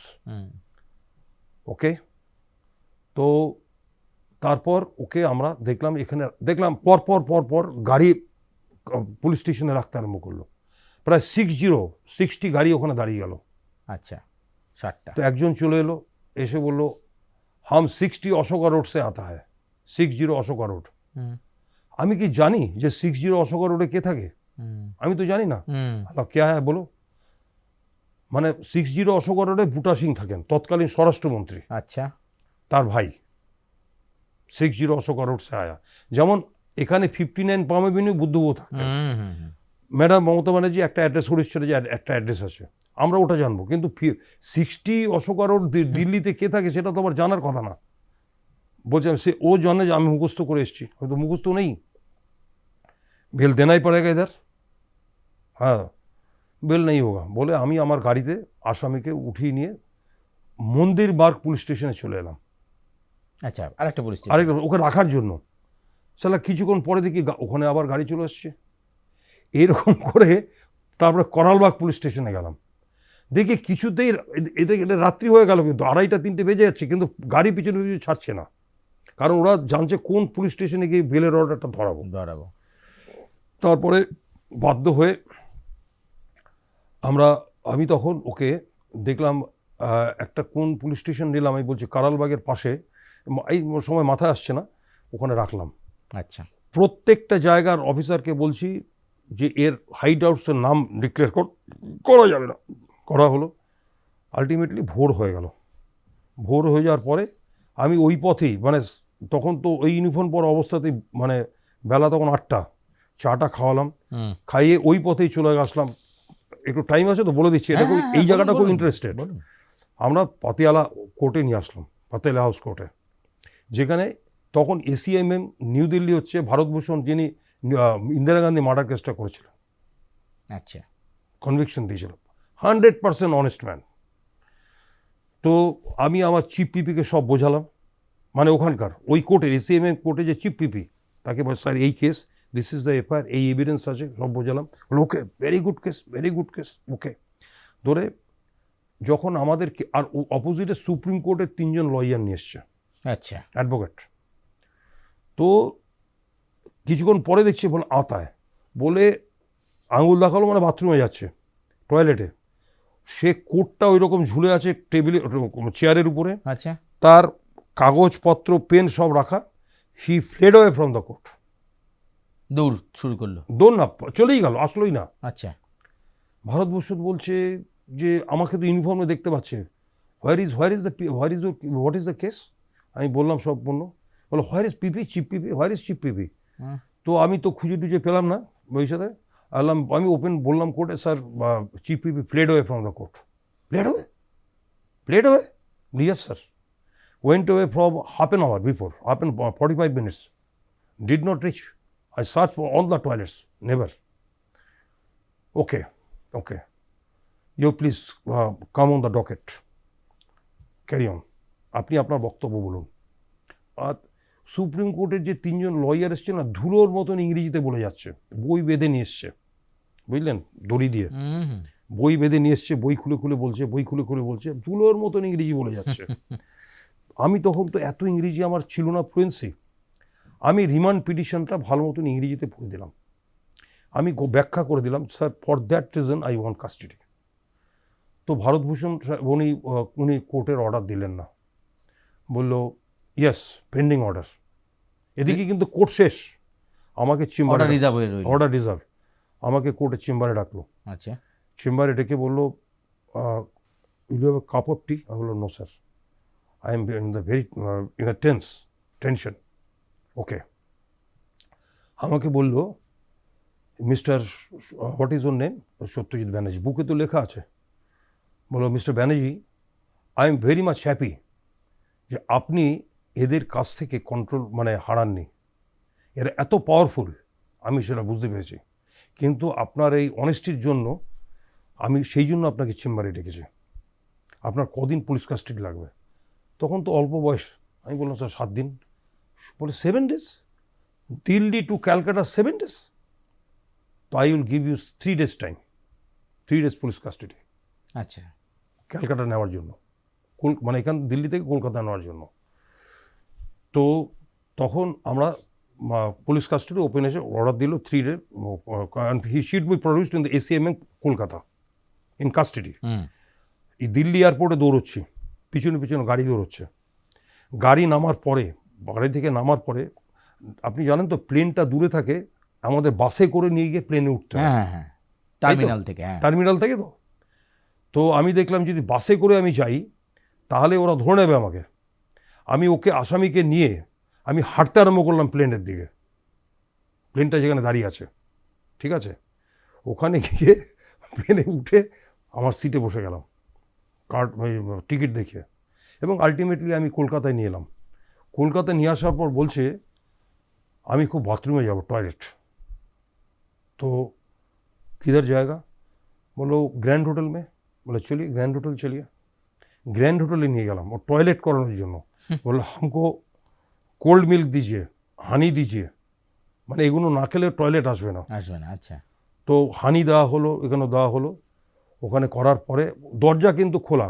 প্রদীপকে আমার কনস্টেবল ছিল প্রদীপ ঘোষ, ওকে বললাম দরজা বন্ধ হবে না, যদি সুইসাইড করে যায় তোর আমার কিন্তু কাস্টাডি চলে যাব। আলটিমেটলি ওখান থেকে নিয়ে গিয়ে আমরা থানায় গেলাম, ডিসি সাহেবকে বললাম, জেনারেলটাই করলাম, এবং ব্যাংশাল কোর্টে প্রডিউস করলাম। ততক্ষণে প্রাইম মিনিস্টার সেক্রেটারি থেকে 4 জন সিনিয়র অফিসার চলে এসছে কলকাতায়। হ্যাঁ, তারা একদিক থেকে চাপ দিচ্ছে বেলের জন্য। পুরো ব্যাংশাল কোর্টে মানে বিশ্বাস করবেন না, 20 জন লয়ার হাপ করে দাঁড়িয়ে গেল কেসের জন্য, মানে বেল করানোর জন্য। আমার দিকে শুধু একমাত্র এতটাই প্রভাবশালী কোর্ট ইন্সপেক্টর আর ওই বিষ্ণুচরণ ঘোষ, উনিও মারা গেছেন, খুব নামকরা লয়ার ছিল। আর কিছুতেই আমাকে পুলিশ ইন্সপেক্টর ডকেটে উঠতে দিচ্ছে না। মোটা ছিল তো, এরকম আমি এদিক দিয়ে আমাকে এরকম গার্ড দিচ্ছে। আমি তখন সামনে দিয়ে ACMMকে কলকাতাকে বললাম, sir I am the investigating officer of the case, I want to say something. বলি yes, come on the docket. এবার ইন্সপেক্টর নেমে গেল। মানে বুঝতে পারছেন কতটা পাওয়ারফুল, কতটা তারা কোন দিক থেকে সব কিনে রাখে। তারপর আমি পুরো ঘটনাটা বললাম, এইভাবে নিয়ে এসছি। ওকে, 7 ডেজ পুলিশ কাস্টাডি, ঠিক আছে। ওইখানে যাওয়ার পর যেটা অভিজ্ঞতা হলো, একটা ঘরের মধ্যে আমার মনে হচ্ছে যে ওখানে তৎকালীন যুগে প্রায় 100 কোটি টাকা, মানে কেউ 100 টাকার নোট মানে করছে, প্যাকেট করছে, যন্ত্র মানে নেই। ওই একটা বান্ডিল করে রেখেছে 10,000-এর, সমান বান্ডিল, হ্যাঁ 10,000, ওকে কমও হতে পারে বেশি হতে পারে। বুঝতে পারলেন কি? বাট মাপার সময় নেই, টাকা মাপার গুনার সময় নেই। গোল করে ঘিরে আছে, টাকা গোনার সময় নেই। মানে একটা বান্ডিল করা আছে, এরকম একটা বান্ডিল ধরুন 10,000-এর বান্ডিল সমসময় টাকা নিয়ে বান্ডিল করে দিয়েছে, বলা ঠিক আছে লেলো। বুঝতে পারলেন? 35 জন লেডি কাজ করছে ওখানে এজেন্সিতে, লটারি এজেন্সিতে। প্রত্যেকের রিটায়ারিং এজ 30 বছর। আচ্ছা, 30 বছর হলে মেয়েটাকে চাকরিতে রাখবে না। সবারই স্কার্ট পরা, এভরিবডি স্পিকিং ইংলিশ হাইলি সাংঘাতিক, ওই রকমই সুন্দরী, ওই রকমই সব। তাদের রিটায়ারিং এজ হচ্ছে 30 বছর, বলেই দেওয়া হয়েছে। সেইভাবে আর টোটাল গ্লাসটা, গাড়িটা, বিল্ডিংটা হচ্ছে গগলস কাছে ঘেরা, মানে ভিতর থেকে ও আমাকে দেখতে পাবে, আমি ভিতরে কিছু দেখতে পাবো না, গগলস কাচ দিয়ে ঘেরা, বুঝলেন? মডার্নাইজ সিস্টেম সব। সেইখান থেকে দিল্লি থেকে কলকাতায় নিয়ে এসেছিল। আলটিমেটলি সব টাকা পয়সা দিয়ে দেওয়া হলো, টাকা পয়সা সব পেমেন্ট করে দিল। ওখান থেকে টাকা নিয়ে এসে সব, যারা লটারি জিতেছিল, অন্ধ্রপ্রদেশ থেকে চলে এলো, মধ্যপ্রদেশ থেকে চলে এলো, একদম ছেঁকে ধরলো সবাইকে। আলটিমেটলি তারপরে একটা সময় তো বেল হয়, ঠিক আছে। আর কমপ্লেনেটও গুরুত্ব হারিয়ে দিল। তো কমপ্লেন বললো, স্যার আমি তো আমার টাকা পেয়ে গেছি উইথ ইন্টারেস্ট, ঠিক আছে। আর দরকার আমি কেসে চার্জশিট দিলাম, কারণ তো চিটিং তো করেছে। তারপরে ওখান থেকে প্রোক্লামেশন হলো, এই হলো। আলটিমেটলি আসামি আবার এখানে হাজির হলো। যখন সেকেন্ড টাইম হাজির হলো, তখন আমাকে বলছে, এত দুস্থ অবস্থা, বলছে স্যার আমাকে তোরা টোস্ট খিলায়গা। কারণ সবাই তো টাকা নিয়ে নিয়েছে। যেই টাকাগুলো গচ্ছিত ছিল, অন্ধ্রপ্রদেশ, মধ্যপ্রদেশ, গুজরাট, কলকাতা, সবাই তো টাকা নিয়ে নিয়েছে। কথাটা বুঝলেন? এখন তো ওই চেয়ে খেতে হবে, চেয়ে খাচ্ছে। টোস্ট খিলায়গা, ইয়েস টোস্ট খিলাएंगे, এই টোস্ট খেলালাম, চা খেলালাম। তো এইসব করে হলো, এই হচ্ছে ব্যাপার। এরকম একটা দুঃসাহসিকভাবে মানে গ্রেপ্তারি করলেন। মাইন্ড ইট, ওরা সুপ্রিম কোর্টে যে দেখেছিল, ও বলেছিল he got the honest businessman reward by রাষ্ট্রপতি জল সিং, সার্টিফিকেট প্রডিউস করলো কোর্টে। আমি বললাম যে স্যার দেখিয়ে what is the pathetic condition of the society, he got the honest businessman reward and the FIR was lost against him for cheating, for fraudulent fraud, what is the society. এবং ভারতভূষণ convinced হয়ে গেল। ওই certificate ওরা কলকাতায় produce করেছিল, হি got the honest businessman reward from রাষ্ট্রপতি Zail Singh in the year of 1985। এবার একটা সাল আপনাকে মনে করাবো। সালটা হচ্ছে 1995। দক্ষিণ কলকাতায় 10 বছরের পুরনো একটা আবাসন শিবালিক ভেঙে পড়ল, মুহূর্তের মধ্যে 16 জনের মৃত্যু হলো। সেই সময় আপনি সম্ভবত বম্ব স্কোয়াডে, ওসি বম্ব স্কোয়াড। তো কিভাবে সেই পরিস্থিতি দেখেছিলেন এবং কিভাবে সামলালেন গোটা বিষয়টা? দেখুন, অ্যাকচুয়ালি এই বাড়ি ভেঙে মৃত্যু কলকাতাতে খুব কম হয়, ঠিক আছে। এর সাথে একটা রিলেশন আছে চিতপুরে, ওটা আমি পরে বলবো। তো সেই বাড়ি ভাঙাটা হয়েছিল 1995 সালে ভোরবেলা 4:45টার সময় শিবালিক বিল্ডিংয়ের একটা পোর্শন তাসের ঘরের মতন ভেঙে পড়ে। যদি আপনি তাসের ঘর বানান, হঠাৎ যদি ভেঙে যায় ওই রকম করে তাসের ঘর, এবং তার নিচে থেকে আমরা ডেব্রিজ সরাতে আমাদের লেগেছিল মোটামুটি 7 দিন। এবং মৃতদেহগুলো বার করা হচ্ছে, সবারই বিকৃত মৃতদেহ, সব কোনোটা বিমের তলায়, ছাদের তলায় সব চাপা পড়ে আছে, মহিলা পুরুষ ছেলে মেয়ে সবাই মিলে। কম বেশি 16 জন মৃত, 7 জন ইনজিওর্ড। তো 7 দিন আমাদের লেগেছিল ওটা সরাতে। খালি কেস টেস লেখা হয়েছিল। তখন আমাদের ডিসিডি সাহেব ছিলেন গৌতম চক্রবর্তী সাহেব, তিনি কেসটা আমাকে এন্ডোর্স করলেন। তো সেইগুলো করার পরে এদের প্রত্যেকের পোস্টমর্টেম করানো, 16 জনের পোস্টমর্টেম রিপোর্ট আমাকে তো কোর্টে প্রমাণ করতে হবে। ইনকোয়েস্ট করার পরে আমরা আসামি হচ্ছে অরুণ দত্ত তৎকালীন যুগে হাই লেভেলের প্রমোটার। এই যে আপনি সুপার স্পেশালিটি হসপিটালগুলো দেখেন না, এই যে আপনি ধরুন এখন তো অন্য নাম দিয়েছে, Medica hospital, Dishan hospital, super speciality hospital. তখনকার যুগে সেই সময়ে তার পকেটে তার ছিল এই সুপার স্পেশালিটি হসপিটালটা কীরকম হতে পারে কলকাতাতে, এই ধারণা তার আগে ধারণাই ছিল না। অর্থাৎ আপনার নাকের জন্য একজন স্পেশালিস্ট ডাক্তারের টিম থাকবে, 5 জন, ওটা শুধু নাকই দেখবে। চোখের জন্য ডান চোখ বাঁ চোখ, কান, বডি, এরকম ছেলে মেয়ে সব মিলিয়ে সেইগুলো করার জন্য উনি প্রস্তুতি নিয়েছিলেন, করেওছিলেন, এবং হাই লেভেলের পড়াশোনা ছিল। 1958 সালের উনি সাবজেক্টটা আমার মাথায় আসছে, সাথে উনি ফার্স্ট হয়েছিলেন কলকাতা ইউনিভার্সিটির। ব্রেনটা খুব সাংঘাতিক। সে তার সল্টলেকে বাড়ি, এই বাড়িটাও কিন্তু ওই সে আগের বাড়ির মতন গগলস কাচ দিয়ে ঘেরা। আচ্ছা, বাইরে দিয়ে সব কিছু দেখতে পাবেন না, কাচ, কালো কাচ, ভিতরে একদম সব দেখতে পাবেন। সেটা গিয়ে যখন এরকম হলো, রেড করে যখন আমরা পেলাম না, আলটিমেটলি তারপরে অনেক সিনিয়র অফিসাররাও নানা জায়গায় গিয়েছিলেন, আমার এসি লেভেল, ডিসি লেভেল, মানে এসি লেভেল অনেক নামগুলো বলছি না, তারা গেছিলেন ধরার জন্য। ততদিনে ওরা হাইকোর্টও পিটিশন করেছে অ্যান্টিসিপেটরি বেলের জন্য। তো করলো কি, ওরা এমনভাবে কোর্ট কভার করলো যে আমাদের কাছ থেকে কেসটা চলে গেল সিবিআইয়ের কাছে। আচ্ছা, অর্থাৎ ওর যে ভয় পাচ্ছিল যে কলকাতা পুলিশ কেসটা টেক আপ করবে, কিন্তু সিবিআইয়ের কাছে কেসটা চলে গেল। হাইকোর্ট থেকে অর্ডার দিয়ে দিল এটা সিবিআই করবে। তখন আমার উপর অর্ডার হলো সব কাগজপত্র সিবিআইকে জমা দিন। আমরা সাথে সাথে আবার হাইকোর্টে পিটিশন করলাম, সিনিয়র বেঞ্চে, ডিভিশন বেঞ্চে করে আমরা আবার পিটিশন করলাম কেন এটা সিবিআইয়ের কাছে যাবে। এবং আমাদের যিনি লয়ার ছিলেন, উত্তরপাড়ার খুব নামকরা লয়ার, এই মুহূর্তে নামটা মাথায় আসছে না, দীর্ঘদেহী, তো সেই লয়ার সাহেবকে সব বোঝানো হলো, আবার হিয়ারিং হলো। ওই হিয়ারিংয়ে আবার কলকাতা হাইকোর্ট দিল না সিবিআই না, কলকাতা পুলিশ উইল ইনভেস্টিগেশনটা করবে। এবার বুঝতে পারলেন চাপটা কত কত পাওয়ারফুল, হাইকোর্টকে কভার করে দিচ্ছে। তারপর এই যখন ওরা সিবিআইয়ের কাছে বলল যে কেস চলে যাবে, ওরা সিবিআইয়ের কাছে দিল্লিতে সারেন্ডার করে গেল। আচ্ছা, উনি আর ওনার বউ অনিশা দত্ত।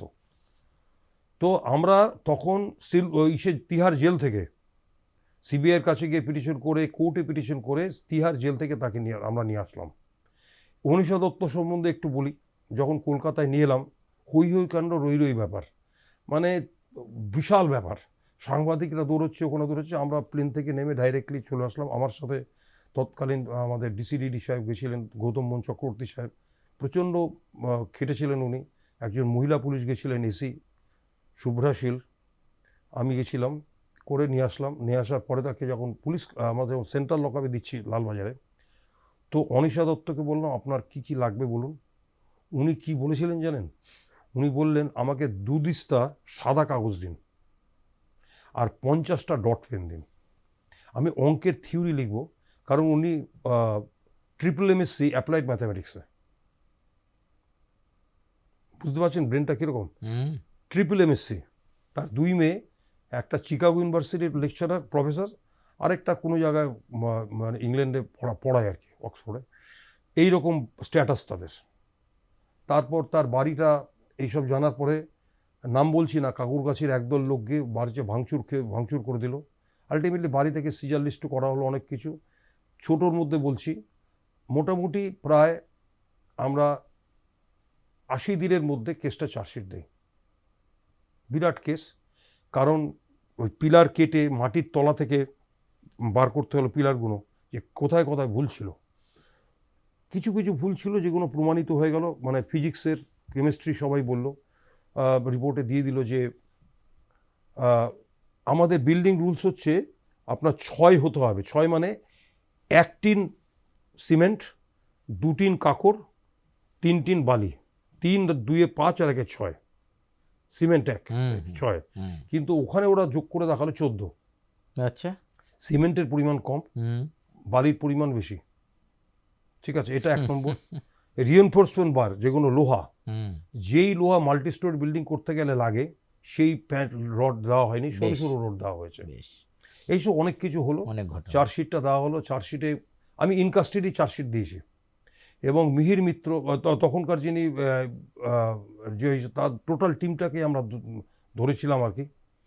কলকাতা কর্পোরেশন যিনি এই স্যাংশন প্ল্যানটা দিয়েছিলেন, তার ফাইলটা নিয়ে আসা হলো। ফাইলে দেখতে পাচ্ছি যে 82-তে কনস্ট্রাকশন শুরু হয়ে গেল, 82 স্যাংশন প্ল্যান হয়নি।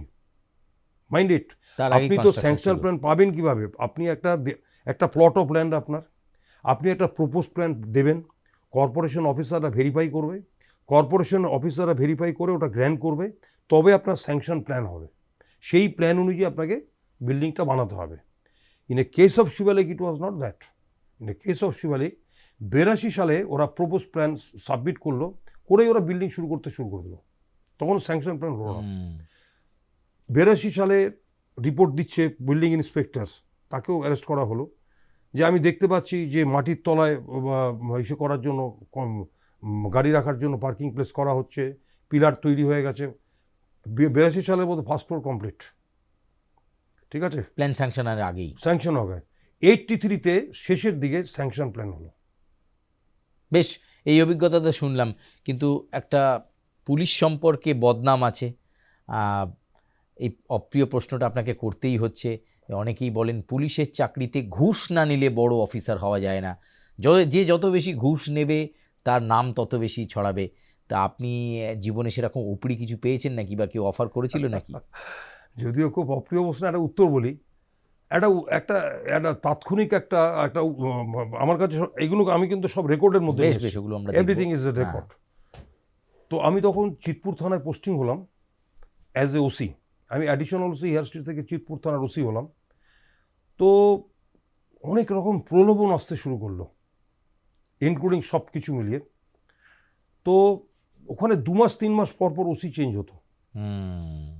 দেখা গেল যে পুরো গঙ্গার যে বেসমেন্টটা আছে, সেই গঙ্গা ধরে লাফার সিমেন্ট যেটাকে এখন বলা হয়, অর্ধেক সিমেন্ট বার করে দিয়ে কি 3 ভাগ সিমেন্ট বার করে 1 ভাগ সিমেন্ট বার করে দিয়ে ওখানে গঙ্গা মাটি পাইল করার যন্ত্র নিয়ে এসেছিল। অর্থাৎ সিমেন্টের পরিমাণটা আর গঙ্গা মাটির সমান, অর্থাৎ সিমেন্ট ধরে রাখার ক্ষমতা নেই, তো গঙ্গা মাটি বাড়ি ভাঙতে আরম্ভ করলো কলকাতায়। কথাটা বুঝলেন তো? ওইগুলো যখন দেখলাম তো আমি ম্যাটারটাকে, তখন কিন্তু এসেনশিয়াল কমোডিটিজ অ্যাক্টের মধ্যে সিমেন্ট ছিল, তখন সাধারণ পুলিশ ওটা ধরতে পারতো না থানা থেকে, ওটা এনফোর্সমেন্ট ডিপার্টমেন্ট থেকে এগুলো কেসগুলো করা হতো। তখন ডিসি এনফোর্সমেন্ট ছিল নজরুল ইসলাম সাহেব। তো আমি আমার ডিসিকে বললাম, ডিসি সাহেবকে বললাম, তারপরে বলল এটা ডিসি ইবিকে জানালাম। নজরুল ইসলাম প্রচণ্ড সাহায্য করলো আমাকে, মানে নিজে এসে সাহায্য করলো, সিজার লিস্টে সাহায্য করলো, ধরাতে সাহায্য করলো, এবং আমরা আলটিমেটলি টোটাল চিতপুরে যে গঙ্গা মাটি বেছানোর যন্ত্রগুলোকে ভেঙে দেওয়া হলো, ভেঙে নিয়ে তারপর থানায় সিজার লিস্টে আসলো। এইগুলো করে করে ওইখানে প্রচণ্ড চাপ এলো চারদিক থেকে। তখনকার পলিটিক্যাল পার্টির মানে চাপ মানে কি, মানে সাংঘাতিক চাপ, মানে এই তো বিশাল পরিমাণ টাকা ডিস্ট্রিবিউশন হচ্ছে, তো চাপ এলো, কিন্তু কেউ বুকে বলতে পারছে না যে, আমরা ওপেন বলছি, আপনাকে গঙ্গা মাটি মেটাতে চাইছেন, ওপেন বলুন, সবার সামনে বলুন, সাংবাদিকও থাকবে, তাদের সামনেই বলুন। অনেক লোকের রুজি রোজগারি চলে যাচ্ছে, তার মানে কি মানুষ মরবে নাকি? তো এইগুলো করার পরে আলটিমেটলি কিছু তাই করতে পারলো না, পুলিশেরই একটা সেকশন এগেনস্টে চলে গেল, কারণ সবারই একটু না একটু স্বার্থ থাকে।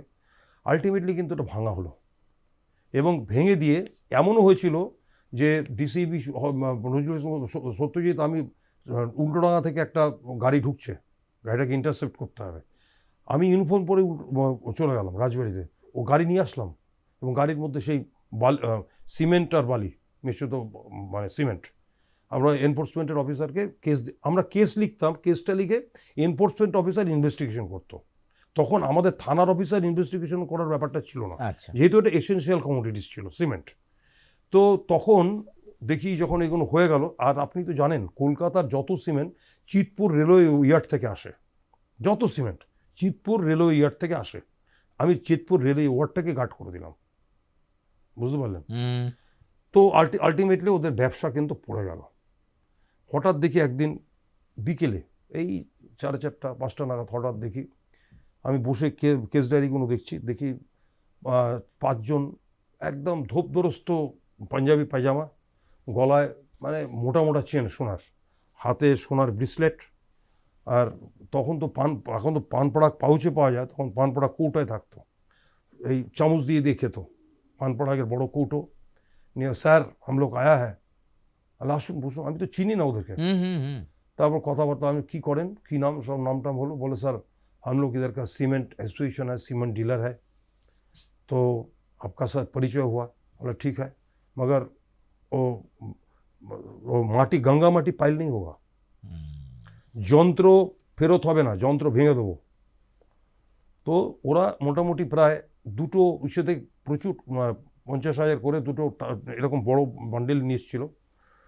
তারপরে আমি বললাম আচ্ছা রাখুন, আমি দেখছি, দাঁড়ান। বাইরে গিয়ে I informed the facts to my DC, I informed the facts to my CP, ঠিক আছে, যে ওরা ঘুষ দিতে চাইছে, যে এরকম টাকা নিয়ে এসছে থানার মধ্যে। কত হবে? লক্ষাধিক। লক্ষাধিক তৎকালীন যুগে 95, 2 লক্ষ টাকা মানে মনে হয় 96। তারপরে এখন এর পরের হয়তো আর একটু বেশি হতো, বলতে পারছি না। তো তারপরে তাদেরকে আমি বললাম আপনি একটা টাকা পয়সা তো দেখবো, আপনি একটা জায়গায় আসুন থানাতে, ওখানে সব থানার ওসির ওখানে তো নেওয়া হয় না, লকআপের সামনে নিয়ে আসলাম। লকআপে নিয়ে এসে ওই সোনার ব্রেসলেট পড়া অবস্থায় ঢোকালাম। নিয়ম হচ্ছে ওর সিজাল, ওর সার্চ করে তাকে ঢোকাতে হবে, কিন্তু এত চাপ আসবে এখন পলিটিক্যাল পার্টির যে আমি এদেরকে লকআপে দিতে পারবো না। লকআপ যদি ভাঙে তখন একটা এভিডেন্স থাকবে, কিন্তু লকআপে তখন লকআপের থেকে বার করে করে একজনের কাছ থেকে এই সোনার চেন, আংটি, এই এই এই এই লিস্ট করে, সিজার লিস্ট করে করে অ্যারেস্ট করা হলো। এবং প্রত্যেকটা ম্যাটার মিডিয়ারা গেলেন, মিডিয়ারা শুনলেন, তারপরের দিন কোর্টে প্রডিউস করলাম, এবং মিডিয়ার লোকজন সব শুনলেন ওদের কথাবার্তা, সিজার লিস্টে করা দেখা হলো। যে দেখুন ঘুষের জিনিসটা না, এটা আদিমকাল থেকে এসছে, পুলিশের ব্যাপারটা নয়। আপনি পলিটিক্যাল পার্টিস বলুন, সাধারণ মধ্যবিত্ত বলুন, আপনি senior alert service, is alert service বলুন, এটা কিন্তু সব ডিপার্টমেন্টের মধ্যেই আছে, কিন্তু দোষটা পড়ে কাকের, অর্থাৎ পুলিশের, যে পুলিশ ঘুষ খায়। তো অ্যাকচুয়ালি আমি আমার অফিসারদেরকে এটুকু বলেছিলাম চিতপুরের, যে দেখুন আমরা এমন একটা অবস্থান নেব এই ব্যাপারে, আপনাদের কাছে অনেক প্রপোজাল আসবে ঘুষের, আমরা 6 মাস 1 বছর আটকান না, দেখুন না কি হয়। পলিটিক্যাল পার্টির কাছে ওরা যাবে না, আমাদের পায়ের কাছে আসবে। ঠিক ঠিক আছে, পলিটিক্যাল পার্টির নেতারা থানায় আসতে আরম্ভ করলো, ওরা ভাবলো যে মানে সত্যজিৎবাবু হয়তো 1 লাখ টাকায় হবে না, বেশি লাগবে, তো আসতে আরম্ভ করলো। তোরা কিন্তু আগে তাদের ওই কেন্দ্রীয় অফিসে ডাকতো আগের ওসিদের, আমি বললো কেন্দ্রীয় অফিসে যাবো না আমি, আপনি থানায় সবার জন্য আপনারা আসুন। আমার চেহারা টেরা দেখে ভেবেছিল হয়তো যে আমি একটু মদ খাই মনে হয়, তো মদেরও অফার নাকি? না, অফার না, 10:30টার সময় 10টার সময় সব আসছে, মানে আমার মুখের কোনো গন্ধ পায় কিনা, হইচই করবে। তারপরে ইস্যু হলো, তো আমি দেখছি যে আমি ওখানে বসে, আমার 1 গ্লাস দুধ রাখা আছে ওখানে, আর 3টে রুটি, মানে রুটিটা গোল করা, ঠিক আছে। বলে এটা কি আছে, আমি বললাম স্যার দুধ আছে, মানে এটা রুটি আর রুটি দেখিয়ে দিলাম। বলে রাত্রে রুটি আর দুধ খাবেন? বলে হ্যাঁ, আমাকে তো 1:30টা পর্যন্ত থাকতে হবে। তো ওরা দেখে, আমি দেখলাম যে এদেরকে একটু দেরি করে ছাড়তে হবে, কারণ যেন রাত্রে খেয়ে অম্বল হয়ে যায়। তো সুতরাং ওদেরকে একটু দেরি করে ছাড়লাম, কথাবার্তা বলতে বলতে একটা কথা বুঝিয়ে দিলাম যে দেখুন এখানে কিন্তু গঙ্গা মাটি পাইল করা চলবে না, এখানে কিন্তু 7টা বন্ধ করে দেওয়া হবে, বন্ধ করে দেওয়া হয়েছে, বন্ধ থাকবে। জুয়া চলবে না, এগুলো কিন্তু চলবে না। আইডি লিকার বন্ধ করা হলো। দমদম স্টেশন আমার জুরিডিকশন ছিল, দমদম গোড়া পর্যন্ত, মানে স্টেশনে উঠবেন তখন না, তার নিচে পর্যন্ত 11 নম্বর বাস স্ট্যান্ড। তো ওখান থেকে ওই ড্রামে করে তো আসতো মদ, আইডি লিকার, প্রচুর পরিমাণে আইডি লিকার আমরা সিজ করতো ভোরবেলা 2:30টা থেকে ওখানে গার্ড করে দিলাম, মদ নিয়ে বেরোতে পারে না, মদ নিয়ে সিজার লিস্ট। তো চিতপুরে থাকতে এটা মানে আমি মোটামুটি কম বেশি 10 বার শ্রেষ্ঠ পুলিশ স্টেশন থেকে সিপি ডিক্লেয়ার করেছিল আর কি, বেশ, বেস্ট পুলিশ স্টেশন। এবার আপনার কাছে আরেকটা যে বিষয়ে আসবো, আপনি 3টে সময়কাল দেখলেন, জ্যোতি বসু 3টে না 4টে সময়কাল দেখলেন, সিদ্ধার্থ শঙ্কর রায়, জ্যোতি বসু, বুদ্ধদেব ভট্টাচার্য, মমতা বন্দ্যোপাধ্যায়, মানে 4টে মুখ্যমন্ত্রীকে আপনি দেখলেন। কি মনে হয় কার আমলে বেশি পুলিশের ওপর খবরদারি বা আঙ্গুলি হেলন হয় বা হয়েছে? দেখুন, আমি সিদ্ধার্থ শঙ্কর রায়কে তো পুরোটা পাইনি, আমি খুব শর্ট টাইম পেয়েছি, 77-77-77-এর অর্ধেক, মে মাস পর্যন্ত। বোঝা খুব কষ্ট ছিল, কিন্তু এইটুকু বুঝেছিলাম পুলিশের উপর খুব নির্ভর ছিল আর কি সিদ্ধার্থ শঙ্কর রায়, যা কিছু করবে, অনৈতিক করুক নৈতিক করুক, পুলিশের চার্জ থাকবে, ঠিক আছে। আপনার ভোটে জালজিউচুরি যাই করে পুলিশের মানে পুলিশকে দিয়েই করানো হবে, এরকম একটা ভাব ছিল, আমার ধারণা হয়েছে, আমার ধারণা ভুলও হতে পারে। তারপরে যিনি 24 বছর কাটালেন, নাম উচ্চারণ করছি না, আপনি বললেন নাম, ওনার স্ট্যাটাসটা আলাদা ছিল। তবে আপনি বললেন না যে এর মধ্যেই সে কেউ এক একটা সাইডে বিখ্যাত, কি কোন সাইডে বিখ্যাত, যেমন আপনি যদি আমাকে জিজ্ঞাসা করেন আমি 40 বছর চাকরি করেছি, তাতে কাকে আপনার মনে হয়েছে পলিটিশিয়ান হিসাবে 100% অনেস্ট, তো I would say certainly Buddhadeb Bhattacharya. Yes, কারণ ডেলি আমি যখন ওসি করে ছিলাম, ডেলি আমাকে 9টার মধ্যে ওনার বাড়িতে যেতে হতো, ওনাকে নিয়ে আমাকে ব্রিজে উঠাতাম, ওখান থেকে ওসি হেস্টিংস রাইটার্স বিল্ডিংয়ে নিয়ে যেত, কিংবা আলিমুদ্দিন স্ট্রিট নিয়ে যেত। আমি চোখের উপর দেখেছি যে কি ছোট ঘরে উনি থাকতেন এবং কিভাবে থাকছেন। তৎকালীন উনি যদি একটা সংকেত দিত, হয়তো চিন্তা করা যায় না কি হতে পারতো। আমার নিজস্ব ধারণা, উনি যে চশমাটা পরতেন সবচেয়ে কম দামি ফ্রেম, উনি বলতেন আমার সামনে চশমার ফ্রেম নিয়ে এসছে, বলছে আমি এই 500 টাকা দামের ফ্রেম আমি নিতে পারবো না, আমাকে আপনি 150 থেকে 200 টাকার মধ্যে ফ্রেম দেখান। আচ্ছা, আমার মধ্যে তো অনেস্টির দিক থেকে আমার মনে হচ্ছে উনি শ্রেষ্ঠ। সিদ্ধার্থ শঙ্কর রায়ের কথা শুনলাম, জ্যোতি বসুর কথা শুনলাম, বুদ্ধদেব ভট্টাচার্যের কথা বললেন, এবার তো শুনতেই হবে যে মুখ্যমন্ত্রী মমতা বন্দ্যোপাধ্যায়, আমাদের বর্তমানের মুখ্যমন্ত্রী, Yes. তার আমলে কীরকম দেখেছেন? আমি ওনার কাছে 2014 পর্যন্ত কাজ করেছি। তারপরে আমার এক্সটেনশন সার্ভিস হয়েছিল in the rank of OSD, in the rank of deputy commissioner. আমি 2017 সালের 31 অক্টোবর পর্যন্ত কাজ করেছি লালবাজারে। তো আমার যতটা মনে হয়েছে যে কতগুলো ব্যাপারে উনি খুব তাৎক্ষণিক ডিসিশন নিতেন, আচ্ছা, চলতে চলতে ডিসিশন। এটা কিন্তু অনেক রাজনীতিবিদ কিংবা মুখ্যমন্ত্রী নেন না, কারণ ওরা পলিটিক্যাল পার্টি, তার নেতা নিজের থেকে কি কমিটি বলবে, কেন্দ্রীয় কমিটি কি বলবে, অমুক কমিটি কি বলবে, এরকম ডিসিশন, তবে ডিসিশন না হতো। কিন্তু যেহেতু উনি এমনই একটা পোস্টের মধ্যে আছেন যে ওনার উপরে আর সে কারণ নেই, তো উনি তাৎক্ষণিক ডিসিশনগুলো খুব নেন বলে আমার ধারণা, 1 নম্বর। 2 নম্বর হচ্ছে যেমন জ্যোতি বসু সাধারণ লোকের সাথে বস্তিতে গিয়ে বসে কথাবার্তা বলা, কি বস্তিতে গিয়ে কথাবার্তা বলা, এরকম সাধারণ লোককে গায়ে হাত দিয়ে কথা বলা এরকম নেই। কিন্তু ম্যাডাম মমতা ব্যানার্জি কিন্তু যে কোনো জায়গায়, যে কোনো গ্রামে, যে কোনো ইসেতে গিয়ে, এই তোর কি খবর রে, তোর ওখানে কী হয়েছিল, ওটা বলেছিস, এটা করেছিস, মানে ভিতরে গিয়ে তাকে মানে কোঅপারেট করে নিজের গ্রিপ করা। একটা মমতা ব্যানার্জির একটা কথা শুধু বললে একটু ইস্যু হবে। আমি তখন ওসি করেয়া, তার আগে একটা বড় ঝামেলা হয়েছে আমাদের সাথে, তখন উনি বিরোধী পার্টিতে, তো লেক থানা এরিয়া, তো আমরা উচ্ছেদ করে দিয়েছিলাম টোটালটাই। তো উনি ইসের সময় এসছেন পামিউনিতে, মুসলমানদের যে ওই সন্ধ্যাবেলা যে রোজা খোলে না, ফল টল খুয়ে, ওটা ইফতারের সময়। তো যেহেতু উনি এসছেন, উনি তখন কেন্দ্রীয় মন্ত্রী কিন্তু রাজ্যে এসে নেই, তো উনি এসছেন, আমি স্যালুট দিয়েছি, ওনাকে এসে করেছি। 5000 মুসলিম বসে আছে, খাচ্ছে। বেশ।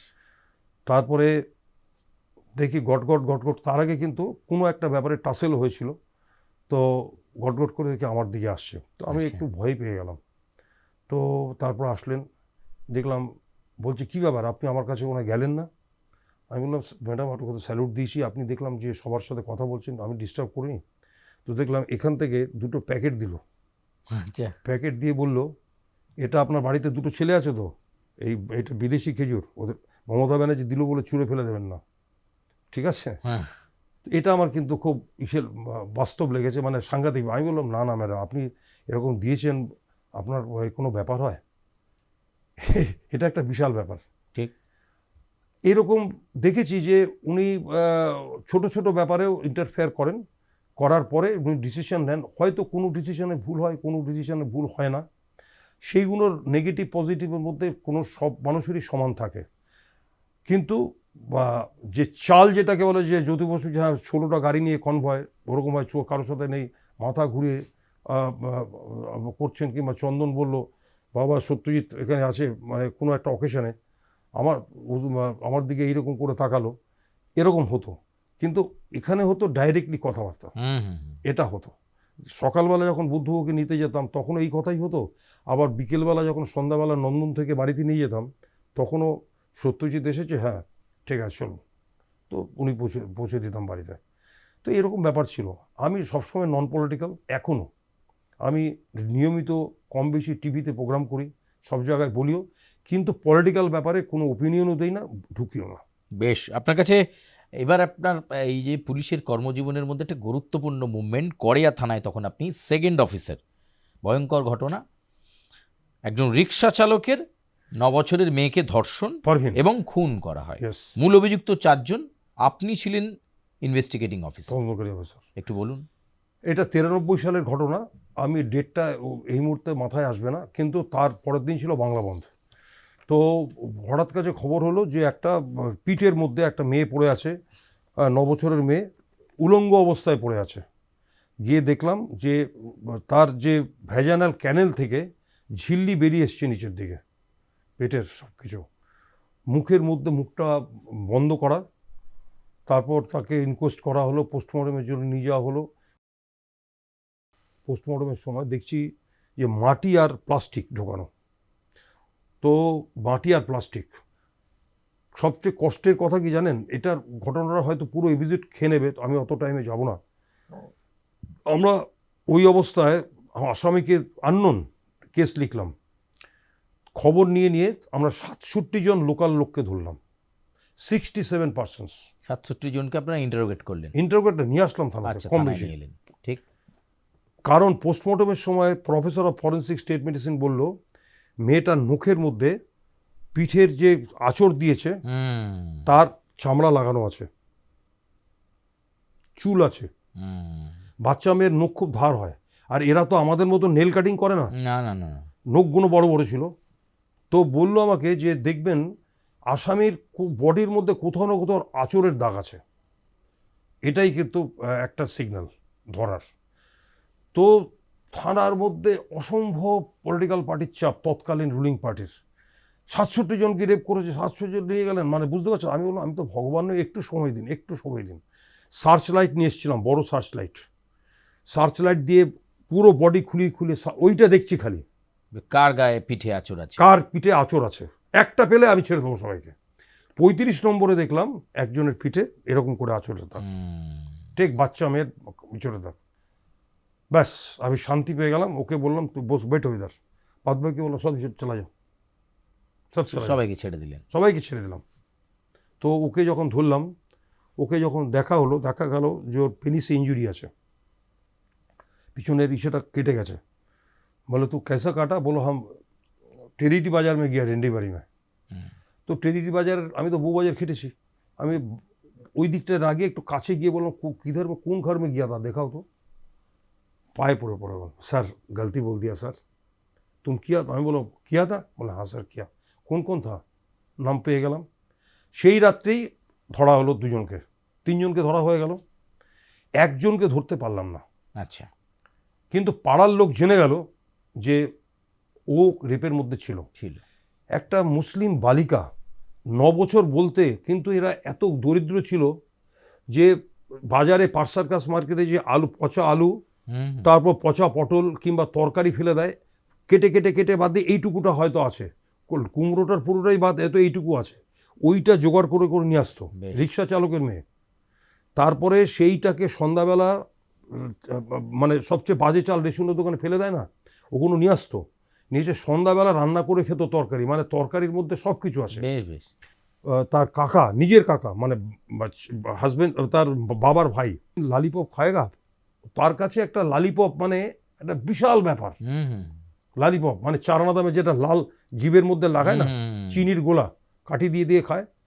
তো বলে হ্যাঁ লালিপপ খায়। এই কথাটা কিন্তু আরেকজন মহিলা জানলা দিয়ে শুনেছিল।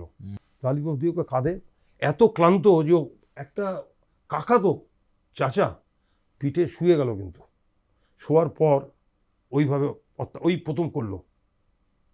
প্রথম উনি করলেন। তারপরে যাওয়া হলো। সবচেয়ে ছোট কথা, আর বিষয়তে যাবো না, অনেক ঘটনা আছে এর মধ্যে। এইটা 5th ADJ আলিপুরে ট্রায়াল হলো, এবং ট্রায়ালের পরে এদের প্রত্যেকের ফাঁসির অর্ডার হলো, 3 জনের ফাঁসির অর্ডার হলো। একজন যে ছাড়া ধরতে পারছিলাম না, রেড করা হয়েছিল, ধরতে পারছিলাম, কিন্তু পাড়ার মধ্যে রুটে গেল তো ওই ছেলেরা। ওকে হঠাৎ শুনলাম যে পাকড় গেয়া স্যার, পাকড় লিয়া, 500 আদমি उसको মারতা है স্যার, 500 আদমি মারতা, মানে ওকে 500 লোক মারছে।